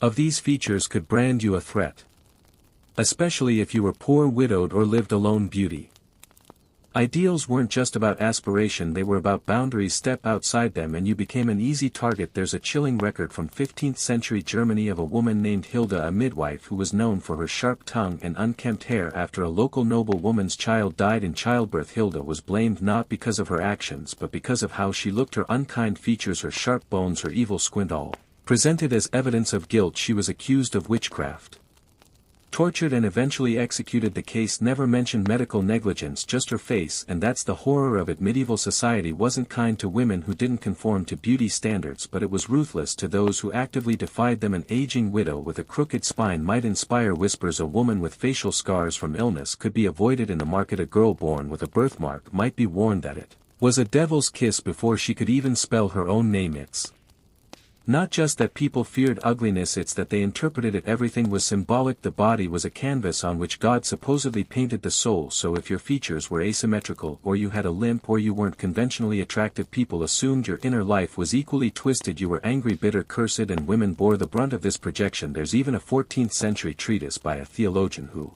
wrote that women who were unsightly should not speak in public as their voices were as jarring as their faces. What a gem! And while that sounds cartoonishly cruel today, it was a very real sentiment in a time where silence, modesty and loveliness were all tangled together into one impossible rope. You were expected to hang your entire life from one quirky and heartbreaking coping method was the emergence of what modern scholars call beauty confessionals. These were private letters or diary entries, rare, yes, but they exist, in which women documented their perceived flaws. A woman might write of her dull eyes or coarse hands, not to lament them exactly but to express guilt as though her lack of beauty were a failing she owed penance for. Imagine apologizing to God in your evening prayers because your cheekbones never developed. But even in these harsh conditions women adapted. Some leaned into their differences, folk healers, herbalists and cunning women, many of whom operated on the fringes of society, sometimes turned their outsider status into a form of power. If they were already feared, why not make that fear work for them? They cloaked themselves in mystery, gave ominous-sounding advice, and lived just far enough outside the village to make visitors nervous. Ugly became other, and other became useful, until of course it became deadly. You want real irony? Some of the traits feared in so-called witches, dark hair, arched brows, intense gazes, were also traits praised in courtly poetry when attached to the right kind of woman. If a duchess had sharp eyes, she was a fierce flower. If a peasant widow had the same eyes, she was a serpent. Same features, different story. The difference was class, charm and context. Medieval beauty was never just about aesthetics, it was about narrative control. The fear of ugliness extended beyond the physical. A woman who was loud, assertive, opinionated, someone who refused to shrink, was also considered ugly in spirit. She disrupted the delicate illusion that women were meant to be seen and barely heard, and if she did it past the age of 25 she was labeled bitter, dangerous, unnatural. In other words, witch bait. Even the church piled on female saints were often described as beautiful beyond compare, while sinful women were portrayed as either seductively radiant or grotesquely hideous. There was no in-between. In sermons, priests warned men that evil women may wear the face of angels or of devils, which is another way of saying, don't trust any of them, but especially not the ones who look like they've lived. Habits: cutting down their meals, sleeping on uncomfortable beds, refusing comfort in favor of spiritual elegance. Some even wore tight cords or belts around their waists, not for fashion but as symbols of bodily rejection. A corset of faith, if you will. One woman, Margaret of Cortona, was so committed to her penance that she wore a spiked chain under her dress. Her body was permanently marked by her devotion, and this too was beautiful. When she died, people collected her belongings as relics. Her pain became legacy, her broken body a monument. You start to see the pattern. Women's suffering wasn't just tolerated, it was aestheticized, and it didn't stop with fasting. Illness, injury, disfigurement, if framed correctly, could elevate a woman's image to something nearly supernatural. In some cases, actual corpses became objects of worship. Saintly women who died untouched were exhumed, examined, and if they looked suitably preserved, displayed. Yes, displayed. You might walk into a chapel and see the mummified body of a nun laid out in glass, her bones wrapped in lace, her face covered by a painted wax mask of eternal youth, and people loved it. They prayed to these bodies, they kissed their coffins. They believed the closer you got to their remains, the more your own soul might benefit. The ideal woman didn't just die beautifully, she stayed beautiful after death. Corpse, but make it holy. Let's not pretend this was entirely about religion. There was a voyeuristic thrill in gazing upon these dead, delicate figures. Their stillness was seductive, their silence was complete. They couldn't talk back, they couldn't demand anything, just like the perfect medieval lady seen but never fully known. And here's the extra creepy layer: this obsession filtered into secular art. Two portraits of noble women often mimicked the features of saintly corpses: elongated faces, hollowed cheeks, calm expressions, pale skin with no blemish or pulse. The woman wasn't alive in the traditional sense, she was eternal, untouched by aging, untouched by flesh, untouched by you. It didn't stop at death. The beauty of saints often had to be defended posthumously. If a saint's corpse decayed too fast, it was considered suspicious. If she started to smell bad, even worse, the smell of decay was seen as a sign of corruption. That's why odor of sanctity became a thing. Some saints' bodies were said to emit the scent of flowers after death, literally the smell of roses. Lees MYR. Our sainthood didn't just look pretty, it was supposed to smell pretty too. No pressure.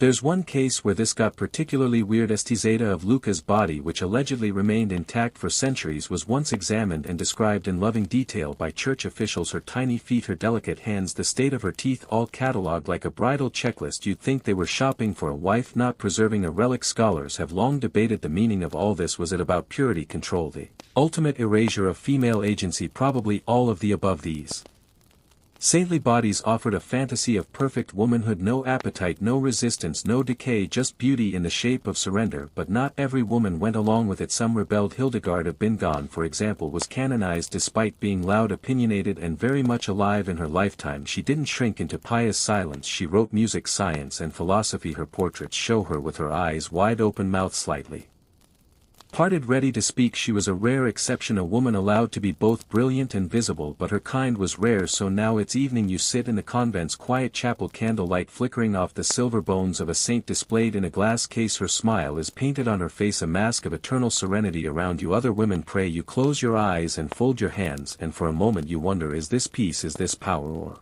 is this just the final form of disappearing? You leave the chapel in silence, the image of the saint's preserved face still lingering in your mind like smoke after incense. But as you step into the long gallery of the manor house, you're reminded that beauty didn't just live in the flesh, it was sewn, painted, and woven into every surface that surrounded you. Tonight we're taking a detour into the visual archives of the medieval imagination, the art of beauty, or more specifically how beauty was filtered, edited, and broadcast through the curated illusions of tapestries, paintings, and manuscripts, the original medieval thirst traps. Let's start with the basics. Medieval art was never trying to be realistic. This wasn't Instagram, it was propaganda. Noble women depicted in illuminated manuscripts had impossible proportions, long necks, tiny waists, limbs like soft reeds, and faces that all looked suspiciously alike, smooth, pale, serene. They weren't portraits so much as wish lists. Each figure wasn't just a woman, she was an emblem of virtue, status, and the aesthetics of the moment. In tapestries the exaggeration was turned up to 11. You'd see scenes of courtly love where women reclined under trees playing lutes or gently restraining falcons with wrists more delicate than a bread stick. Their hair spilled in golden waves, their gowns floated like mist, and their expressions were frozen somewhere between holy indifference and bored eroticism. These weren't snapshots of real life, they were fantasy stitched in silk. One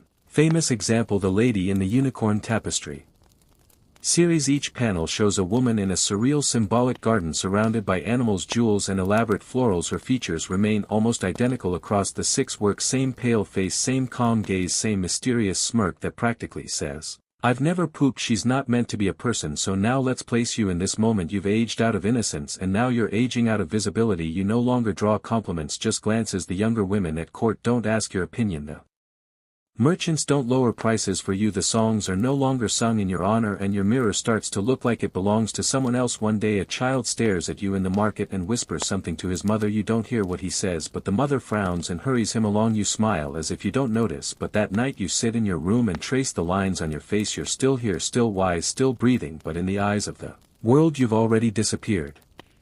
You've disappeared from the hall, from the marriage market, from the poems, from the hungry eyes of courtiers who used to bow when you passed. But what if you didn't fade quietly into the background? What if you leaned in, into the silence, into the thinness, into the pallor, and became something not just invisible but holy? Tonight we descend deeper into the strange and sacred world where beauty, death, and sanctity blur, where the ideal body wasn't just delicate, it was practically disintegrating. Welcome to the age of the heavenly body, where the most admired women were saints, and saints often looked like stylish skeletons. Now we've talked already about the obsession with looking pale, frail, and on the verge of collapse, but religious women, especially those canonized after death, took that aesthetic to its extreme. They weren't just admired for being thin, they were venerated for being nearly gone. Their bodies were supposed to be consumed by faith, literally wasted away in devotion. You weren't just close to God, you were evaporating into Him. Take Sinclair of AC. She reportedly fasted so severely that she needed to be propped up to attend Mass. Her eyes were sunken, her cheeks hollow, her body barely able to stand. But in art she's portrayed as radiant, glowing, elevated. The physical toll of her fasting becomes its own kind of luminous beauty. She's not ill, she's transfigured. There's a term scholars use for this phenomenon: anorexia.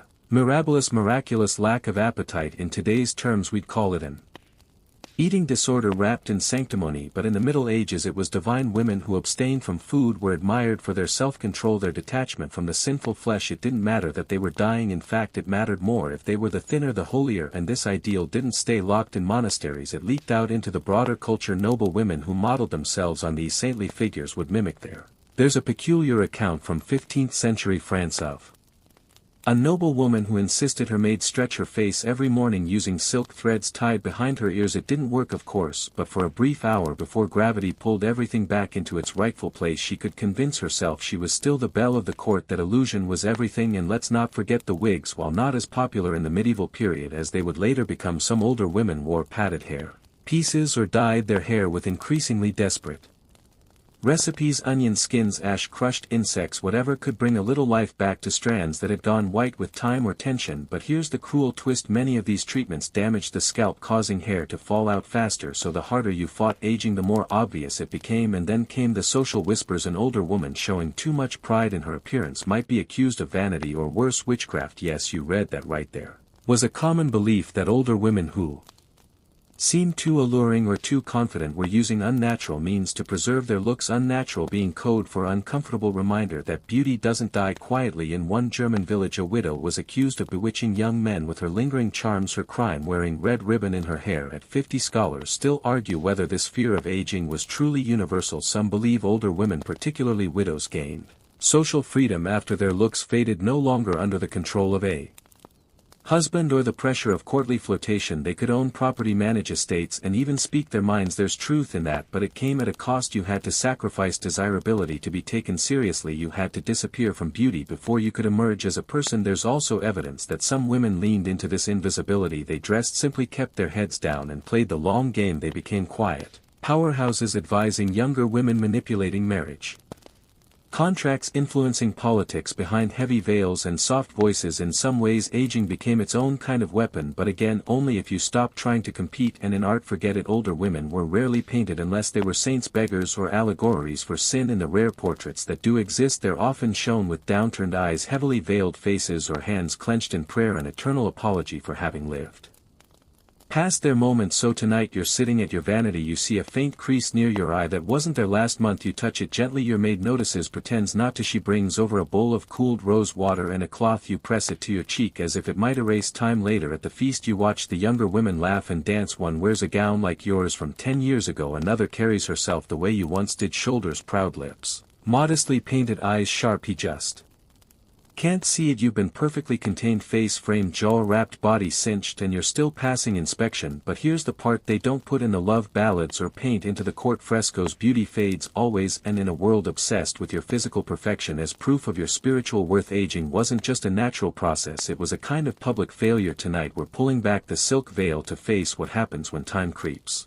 in, when the skin sags, the hair grays, and the medieval world decides you've passed your expiration date. Let's get right to it. Aging was terrifying, not just for the person experiencing it, but for the people watching. The youthful face meant you were closer to purity, closer to marriageability, closer to divine favor. As soon as that youth began to slip, wrinkles near the mouth, crow's feet at the eyes, a little extra softness at the jaw, you could feel yourself sliding down the social scale. And for women especially, the descent was swift, cold, and merciless. The medieval concept of beauty was tied almost entirely to youth. Girls were married young, often as early as 12 or 13, not only because of strategic alliances but because that's when they were considered most attractive. Gross, absolutely, but in the logic of the time, a girl's physical freshness was directly linked to her spiritual and social value. Once she began to age, often by her early 20s, she was no longer an ideal but a relic. Aging men had more wiggle room, of course. Gray hair on a man distinguished a lined face, evidence of wisdom and hard-earned experience, but a woman with similar features often pied, mocked, or feared. Older women were pushed out of the center of court life, replaced by younger, more suitable beauties. A lady who had once been adored might find herself sidelined, no longer invited to dances, ignored at feast tables, or referred to with the gentle but soul-puncturing label of matronly. What made this even crueler was that women were still held to the same behavioral standards. You had to remain graceful, modest, sweet, and now invisible. If you tried to hold on to your beauty through makeup or elaborate dress, people talked. If you let it go, they still talked. You were either desperate or decaying. There was no winning. Let's talk beauty treatments. Yes, there were anti-aging methods, though none of them were kind. Women used harsh exfoliants made of crushed eggshells and salt to scrub away wrinkles. They dabbed their faces with mixtures of honey, vinegar, and ground bone to tighten the skin. Some even applied animal fat to fill out sagging cheeks. Nothing like waking up in the dark, cold center of a stone castle and slavering yourself in goose grease just to pretend you're still 20, devout or royal you were. Modesty was a moving target. You could follow every rule and still somehow fail at being appropriate. There were of course wimples for every occasion, daily errands, simple linen, religious festivals, embroidered silk but not too embroidered, mourning, black or dark Grey wedding starched white, often with a crown-shaped coif to symbolize purity, and no matter the type the message was always the same: your head belonged to society, now your hair, your neck, your breath, all tucked under a socially acceptable shroud. It wasn't just cloth, it was ideology. If a woman wore her wimple improperly or didn't wear one at all, it was seen as a statement, an insult, or rebellion. She might be accused of vanity, arrogance, or even witchcraft. In one case from the 14th century, a widow who stopped wearing her wimple after her husband's death was publicly shamed and ordered to confess her sin of pride, her real crime showing the curve of her throat. And this wasn't just an upper-class thing, even working-class women wore simpler versions of the wimple, though usually just veils tied under the chin or wrapped loosely around the shoulders. These variations were more practical, but the expectation of coverage remained. In some parishes, public prayers even included thanks that women know their place beneath the veil. Charming. Now here's the twist: women still found ways to make it their own. Some used fine linen trimmed with lace or dyed pale blue as a nod to the Virgin Mary. Others experimented with folding styles, draping their veils to create flattering silhouettes or layering them for volume. And in court, women sometimes used semi-transparent fabrics to suggest purity while still letting just a hint of their hairline peek through. In the right light, it could be both innocent and devastating. There's an ongoing scholarly debate about how much freedom women had to personalize these garments. Some say wimples were just another form of enforced silence: cover your mouth, cover your neck, stay small. Others argue that women used them strategically, signaling status, emotion, or even flirtation through how they were worn. A loosened wimple could suggest sadness or vulnerability. A tightly wrapped one might announce piety or mourning, or maybe just a bad hair day. The truth is probably somewhere in the middle. Medieval women lived under strict rules, but they were never passive participants. So tonight you sit before your polished bronze mirror, your maid brings over a freshly ironed wimple, the linen warm from the fire. She pins it carefully at your temples, tucks it beneath your chin, and adjusts the drape at your shoulders. You feel the fabric press softly against your jaw, secure, restrained, like someone else's hand is gently reminding you to stay quiet. Later you pass through the hall, nodding politely, speaking softly, never lifting your gaze too high. A man you've never met says she has the face of a saint. You smile, small and serene, but you know he's wrong. You have the face of a woman. You lower your eyes, tuck your hands into your sleeves, and hope no one notices the tiny bit of forbidden lace hidden just beneath your collar. You're dressed exactly right, or so you hope. You've checked your sleeves for contraband lace, adjusted the weight of your veil to fall within legally scandalous territory, and you've settled on a belt that doesn't sparkle enough to draw suspicion. But before you walk out that door, there's one more thing to manage: your wimple. Yes, that oddly nun-like chin-hugging wrap that medieval women wore like a built-in apology. Tonight we're looking at the trap of modesty, quite literally the social cage that came stitched into the fabric of your head, where the wimple wasn't just an accessory, it was a statement, a requirement, and in some cases a sentence. It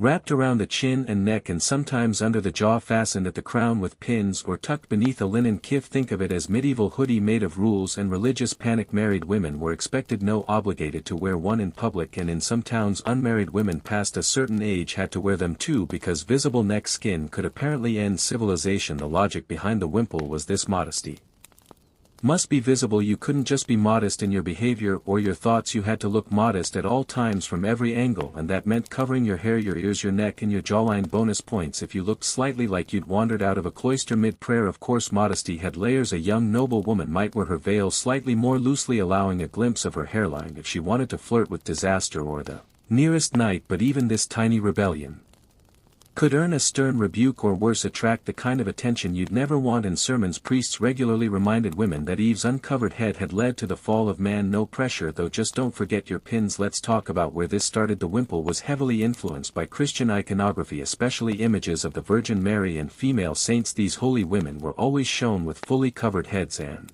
necks, their faces framed in soft cloth-like halos. Real life women were expected to imitate this aesthetic as a form of daily devotion, and if that sounds smothering, it's because it was wearing a wimple could be hot, itchy, and impossible to manage on windy days. The linen would trap heat in summer and stiffen like parchment in winter, and don't even think about trying to run in one unless you wanted to end up tangled in your own sanctity. A historical note worth mentioning: Eleanor of Provence, Queen Consort of England in the 13th century, was known for her elaborate head coverings, including heavily starched wimples that looked almost architectural. She set trends across Europe, though some clergy grumbled that her accessories were too ornate for a godly woman, which just goes to show no matter how oppressive the images shaped medieval self-perception just as much as they shaped public taste. A quirky example: in a few surviving tapestries, women are shown applying makeup or fixing their hair, proof that even inside the illusion there was an Acknowledgement of the effort behind the fantasy. One shows a lady using a mirror while her maid stands by with a jar of rouge. Another features a noble woman discreetly removing her shoe, possibly to rest her aching feet. A small crack in the perfection but a telling one. And so now you find yourself walking through your family's gallery. Painted eyes follow you down the corridor. You pass portraits of ancestors you've never met, each more flawless than the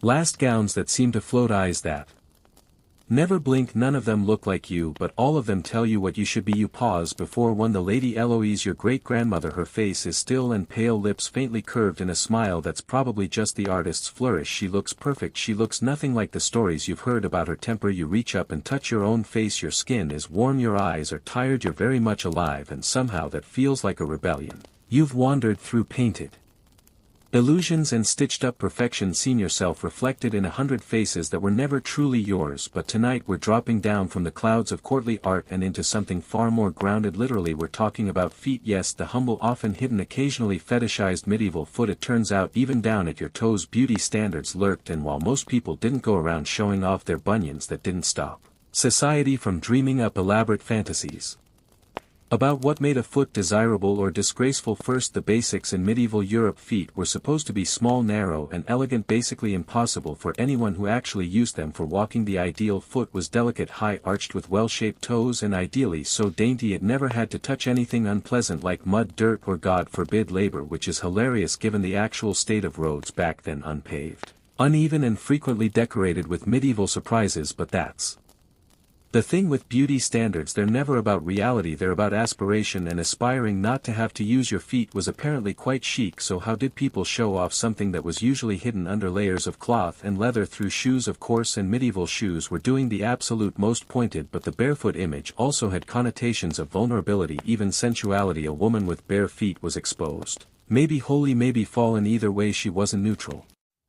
There's also the issue of smell. Let's be real, shoes back then didn't breathe. Foot odor wasn't just possible, it was inevitable, which led to some inventive attempts at deodorizing. Some noble women stuffed their shoes with rosemary, dried lavender, or even slices of lemon peel to keep things fresh. One beauty guide from the 15th century recommends steeping the feet in wine and ash to cleanse them of both odor and sin. Whether that worked is debatable. Whether it stung is not. So what happens when your feet don't meet the standard? You cover them, you keep them quiet, you don't draw attention to them unless you're certain they'll pass inspection. There's even a fringe theory that some women took to dragging their skirts slightly longer than necessary, not just for modesty but to hide large or misshapen feet. Your shoes might sparkle, but only if your toes deserve to be seen. So here you are back in your chamber preparing for yet another long day of being admired while pretending you aren't. Your maid helps you into your slipper-like shoes, gently tugging the silk ribbons at the ankle. You wiggle, your toes sore from yesterday's feast. The soles are already worn and the heels ache, but the shoes look divine. Later at court you sit by the fire, ankles crossed, feet perfectly posed beneath your gown. A knight kneels nearby, eyes drifting just barely to where your shoes peek out. He smiles faintly, you smile back. I wonder how long you can sit like this before the pain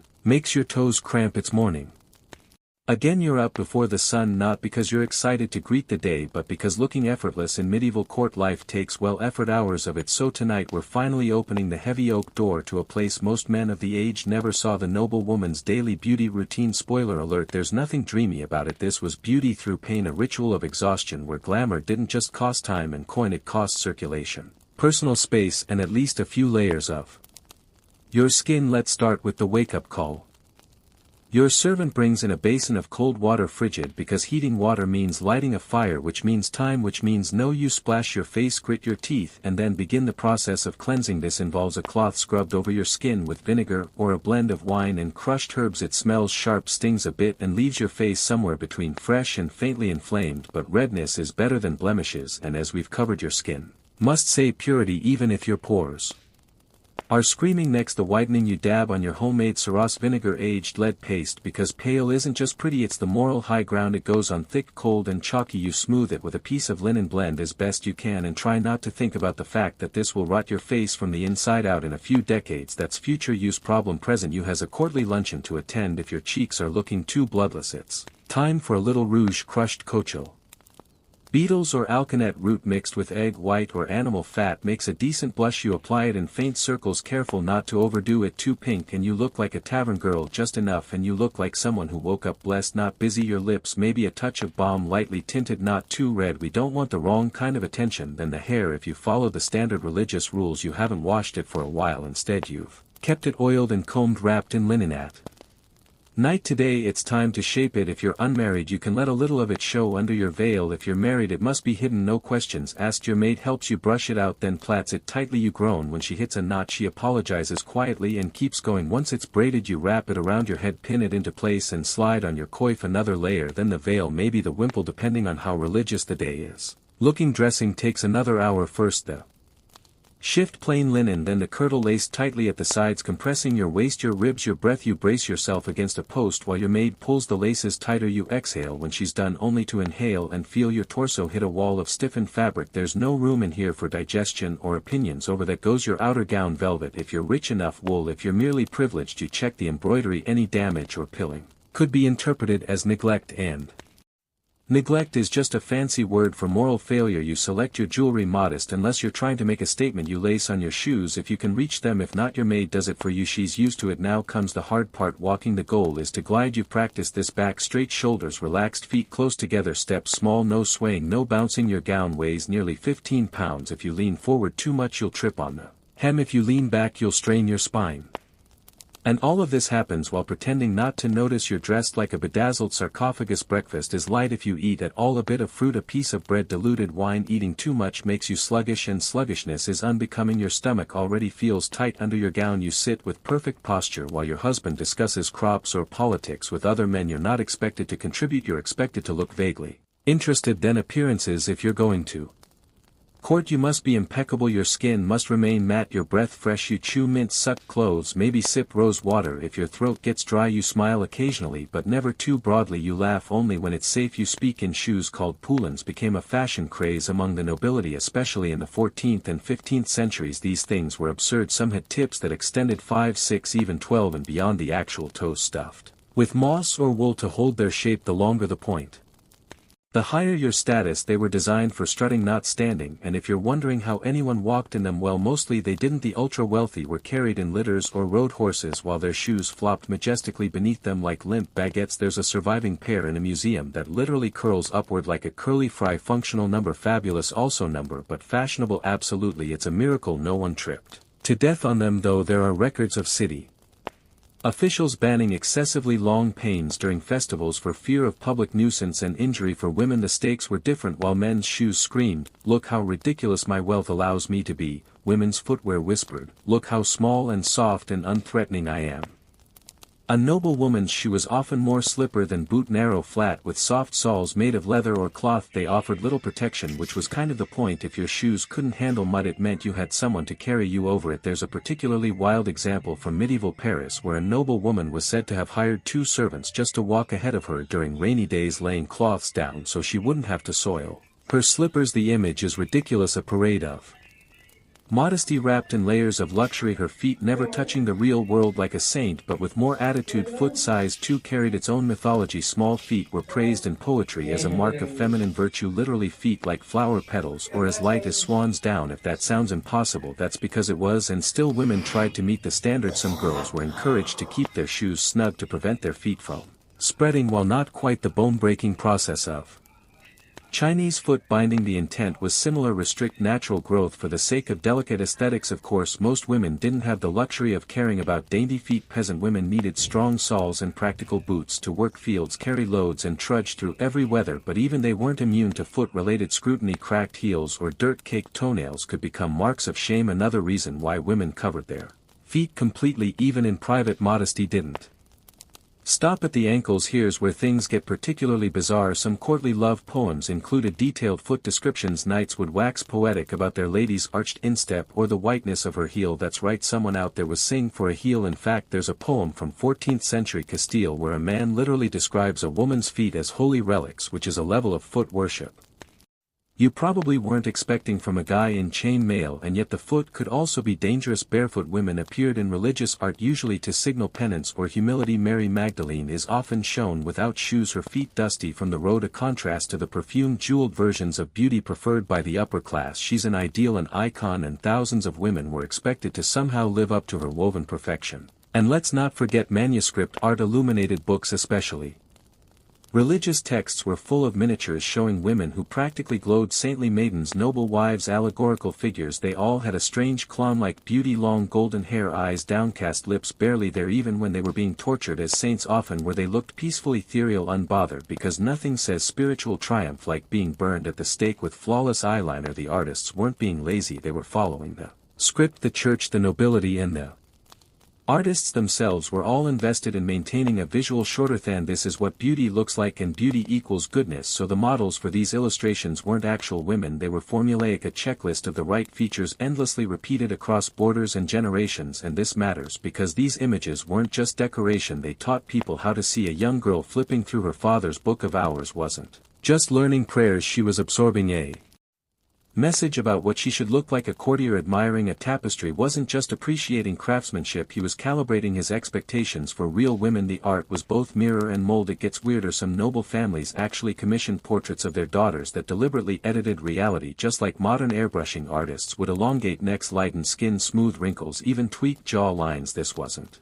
deception, it was expected. One letter from a 15th century Italian merchant to a portrait artist politely requests that the painter brighten the lady's eyes, lessen the nose, and improve the posture, basically make her hot, but tastefully. Even men got in on the illusion game. Portraits of noble women often included symbols to reinforce the image: a small dog to show loyalty, a book for intelligence, a lily for purity, a tiny unicorn. Yes, unicorns were big in this era for untouchable chastity. Every detail was curated, every object served the story. You weren't just looking at a person, you were being told what to believe about her. But the flip side, real women could never live up to these images. No one had that much hair, no one's skin glowed in candlelight like a polished pearl, no one could sit for that long without getting a cramp. The art created expectations that real life could never meet, and yet women still tried: bleaching hair, tightening bodices, swallowing herbs to stay slim, practicing the perfect downcast gaze in case someone important looked their way. There's even a strange scholarly debate about whether these idealized images cause psychological harm. Some historians argue they reinforced damaging stereotypes and limited women's freedom of expression. Others think they offered a kind of escapism, a chance to imagine oneself as something more refined, more admired. But whether aspirational or soft tones, only when directly addressed. You sit for hours stiff and composed, your limbs aching under layers of brioche and expectation. Midday means prayers, embroidery, maybe a stroll in the garden. If your shoes can handle the terrain, you mustn't sweat. Sweat is common, peasant, and undignified. If it's hot, you carry a fan. If it's freezing, you pretend it isn't. Comfort is not your job. Grace is by evening. Your skin itches under the lead paint. Your scalp is sore from the braids. Your corset has left faint bruises on your ribs. You retreat to your chamber where your maid helps you undress. One layer at a time, you sigh as the laces are loosened. You peel away the veil, the coif, the jewelry. You catch a glimpse of your real face in the polished metal mirror under the paint and powder. Your tired red blotches have formed along your jaw. Your lips are dry. She helps you wash with warm rose water. You sit still, eyes closed. Then comes the ointment, something to soothe the burning from the cosmetics, though it won't really help. She rubs it gently into your cheeks. You thank her. She bows and leaves, and now you're alone. You lie in bed, face clean, skin tingling. Tomorrow it will all start again. The powder, the binding, the perfect steps, the watchful stares. Beauty isn't a blessing, it's a regime, a job with no wages and no days off. You close your eyes and dream not of nights or gowns or whispered compliments, but of walking barefoot in the grass with your hair unbound and no one watching. Section 22. Morning again. The sun spills weakly through the narrow glass window, catching the frayed edge of your linen veil. Another day, another slow descent into powdered silence. But today's a little different because today is a feast day, which means it's not just about being beautiful, it's about being holy and beautiful at the same time. And you know exactly what that means. It's time to channel the ultimate feminine standard of the medieval world, the Virgin Mary, because in the twisted logic of your time, every woman is expected to look like a saint and a virgin, even if she's married, widowed, or 7 kids in. Let's start with the obvious. The Virgin Mary wasn't just A religious figure, she was the prototype, the default setting for female perfection, pure, selfless, gentle and beautiful, but crucially not seductively beautiful. Her looks were sacred, not sexual, so women across medieval Europe were expected to model their behavior, their posture, and yes, even their faces after her. She was the role you were supposed to play for life: virgin, mother, maiden, all at once, no pressure, acceptable marriage material. The Virgin was everywhere, on walls, in books, on coins, in sermons.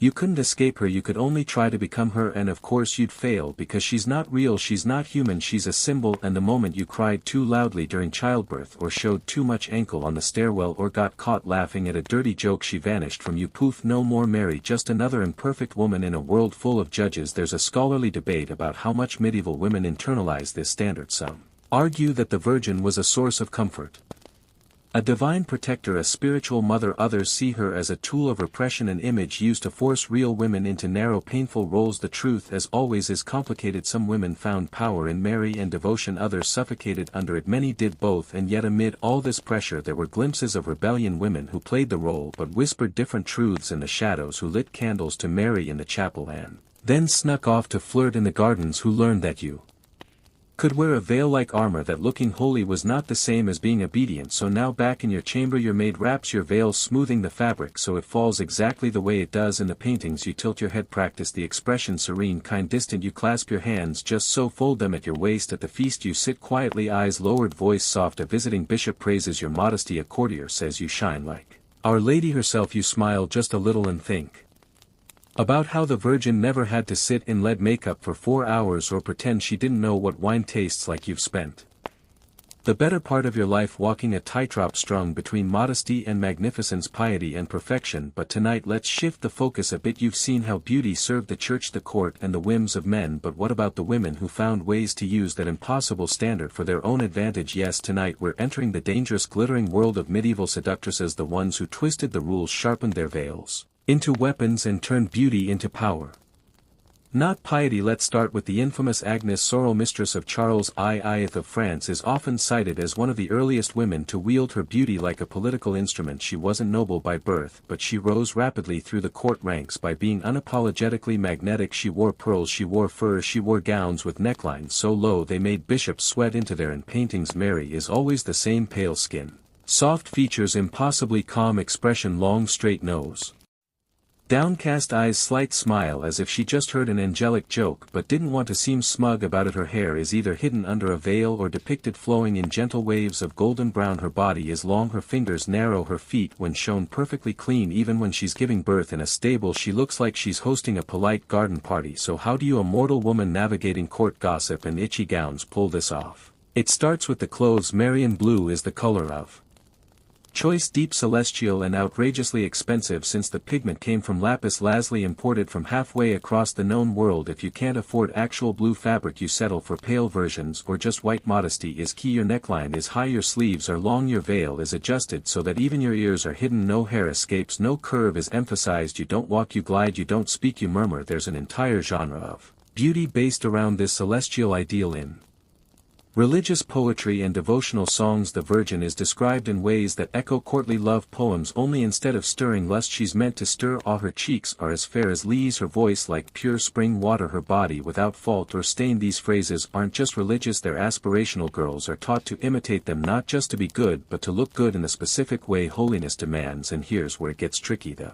Virgin Mary is often depicted with her child Jesus, so she's a mother but also a virgin. So while you're expected to marry and bear children you're also expected to somehow maintain the look and vibe of a woman untouched by sin, desire or time. You must be maternal, nurturing, serene and sexually invisible. Congratulations, you are now a paradox in a headdress. One historical example that encapsulates this bizarre standard is Isabella of Castile, a famously devout queen. She modeled her public image heavily after the Virgin. She wore modest gowns in maroon colors, kept her hair tightly veiled and was praised for her untouched beauty even after multiple pregnancies. In portraits she was always composed, pale, perfect. Her real-life personality fierce, politically ruthless and at times cold, but visually a walking altar candle. And yet this expectation was never consistent. In some courts, especially more cosmopolitan ones like Avignon or Milan, the Marian standard mingled with more sensual ideals. A woman might look serene and pure on the outside while Wearing undergarments embroidered with verses of courtly desire, hypocrisy, maybe strategy, definitely women learned to wear holiness like a second veil, useful, beautiful, suffocating. Let's not pretend this was purely about faith. The Marian image was also a tool of control. The church used it to promote obedience, chastity, and quiet suffering. Husbands invoked it when comparing their wives to impossible ideals. Parents used it to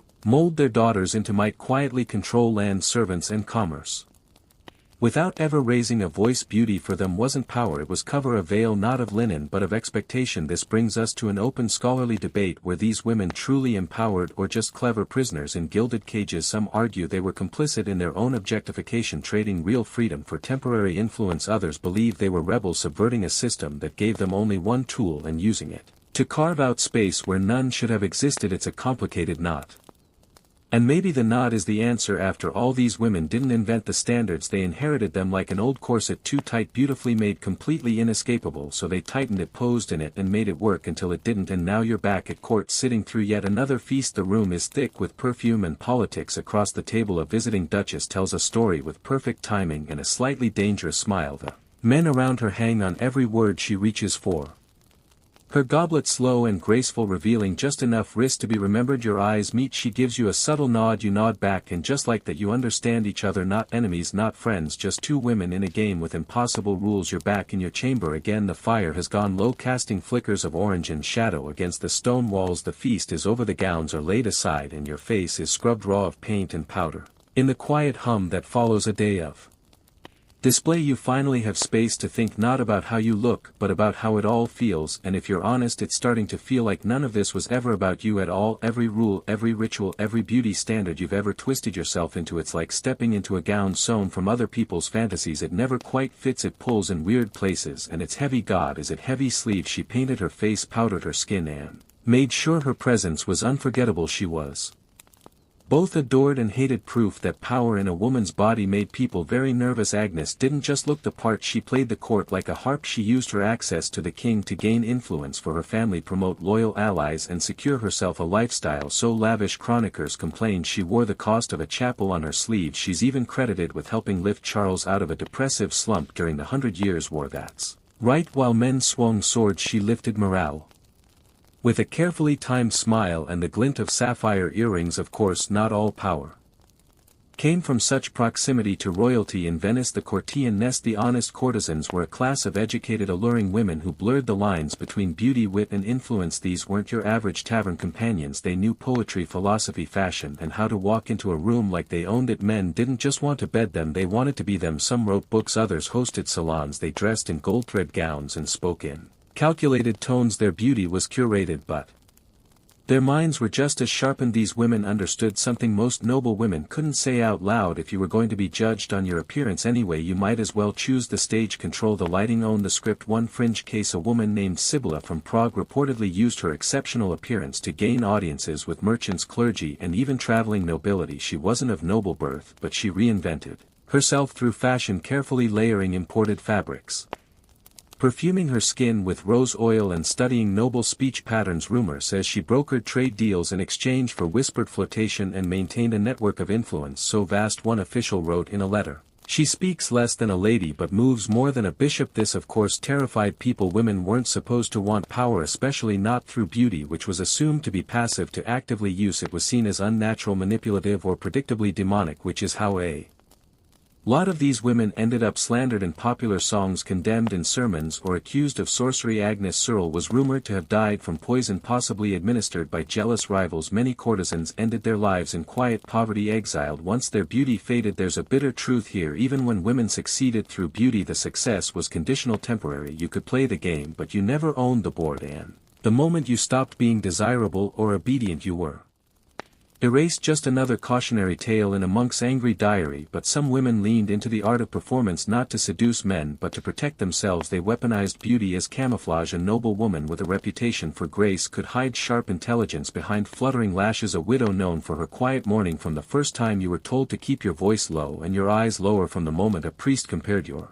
worth to a lily bloom, perfect only until it isn't. You've Been living inside a role someone else wrote. You were the maiden, then the wife, then the mother, then if you lasted long enough the widow. Each stage with its own costume, its own script, and it all came with rules. Too pale and they say you're sickly, too flushed and they say you're sinful, too thin and you must be fasting for heaven, too curvy and you're feasting on the devil's table. Your body was never your own, it was a canvas painted by priests, poets, portrait artists, and paranoid husbands. You've watched other women vanish into those paintings, become saints or scandals, sometimes both. You've memorized the poses, knees together, eyes cast down, smile soft but not so soft it invites questions. You've sat beside dying mothers who whispered prayers for their daughters to be beautiful enough for marriage, as if survival depended on symmetry. In a way it did, because let's be honest, it wasn't just about beauty, it was about compliance. Beauty was the sugar that coated obedience. If you were lovely, people assumed you were good. If you were good, you were expected to stay quiet. If you stayed quiet, the world moved smoothly around you, but only as long as you stayed within the lines. There's a theory from modern scholars, well modern by medieval standards, suggesting that the beauty ideal wasn't just a reflection of virtue but a replacement for it. In a world where women couldn't own property, vote, or lead armies, beauty became their only real currency. If you couldn't be powerful, you could be pretty.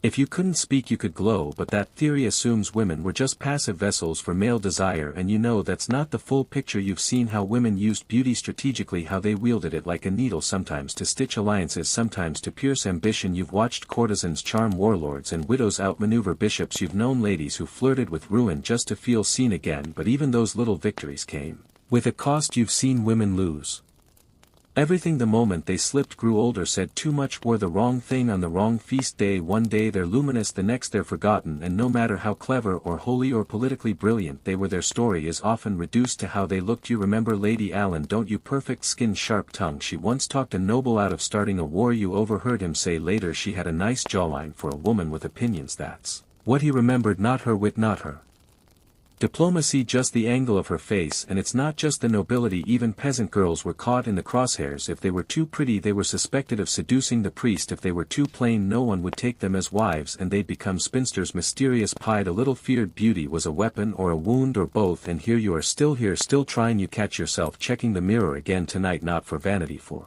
survival. You're checking for lines, for color, for that thing you can't quite name that tells you you're still in the game. You wonder how many other women are doing the same in rooms just like this, candles burning low, hair unbound, faces bare, wondering who they are beneath all the paint. You think about what it would be like to stop, to wake up and not layer yourself in symbols, to wear something simple, to eat without worrying if your waistline will betray you, to laugh too loud, speak too boldly, walk barefoot without apology, to be seen not as a symbol but as a self. You close your eyes and imagine it, a world where beauty isn't a measure of your moral standing, where your value isn't tied to the width of your hips or the roundness of your cheeks, where your worth doesn't expire with your youth. In that world you're not an allegory, you're not a virgin, you're not a saint, you're just a person. And for the first time in a long time that thought doesn't terrify you, it comforts you, because maybe even here in this world of laces and lies you're starting to remember that being you, unpainted, unposed, unfiltered, is the most impossible, dangerous and beautiful thing of all. It's nearly midnight now and your chamber is quiet, too quiet. The fire's just embers, the last of the wax candles giving off the faintest warm glow. You lie back, head resting on a pillow stuffed with goose feathers, and the weight of everything, your gown, your thoughts, your entire life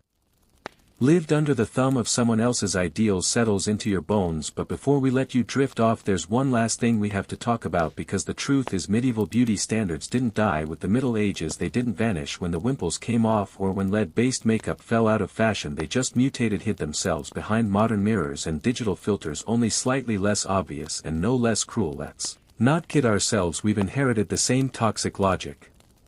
The demand to be beautiful and pure, attractive but modest, youthful forever, even if it means pretending you slept 8 hours. You can scrub it off, step out of it, laugh in its face. You can let the lines come, you can keep your curves or change them for you, not for the echo of some nun with a paintbrush whispering modesty. You can decide your own reflection matters, not because of what it sells but because of what it says. You've met every version of the standard and none of them ever loved you back, so maybe now in this quiet hour, with your hair unbraided and your face bare and no one watching, you can love yourself for something deeper, not as a saint, not as a seductress, not as a symbol, just as a person with a heartbeat and a body that has carried you through this impossible, beautiful mess of expectations and still said, I'm here.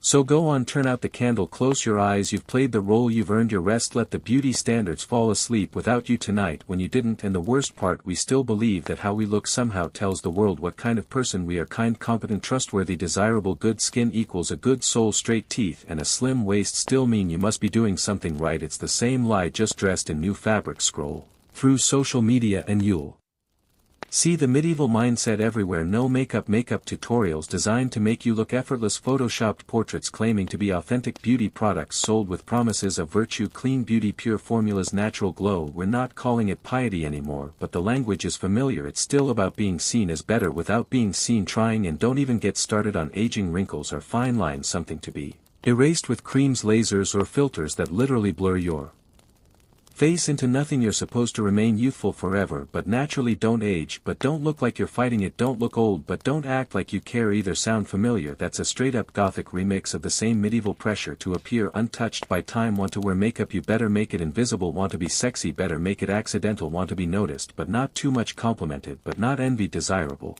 but only in ways that won't scare the people doing the desiring. In short, you still can't win because somewhere deep down society still loves a woman who disappears into her beauty, who glows without effort, who ages without changing, who speaks without being loud. And if you've ever felt exhausted by that, it's not your fault. You were born into a system that's been refining this performance for centuries. That voice in your head saying, you need to fix this.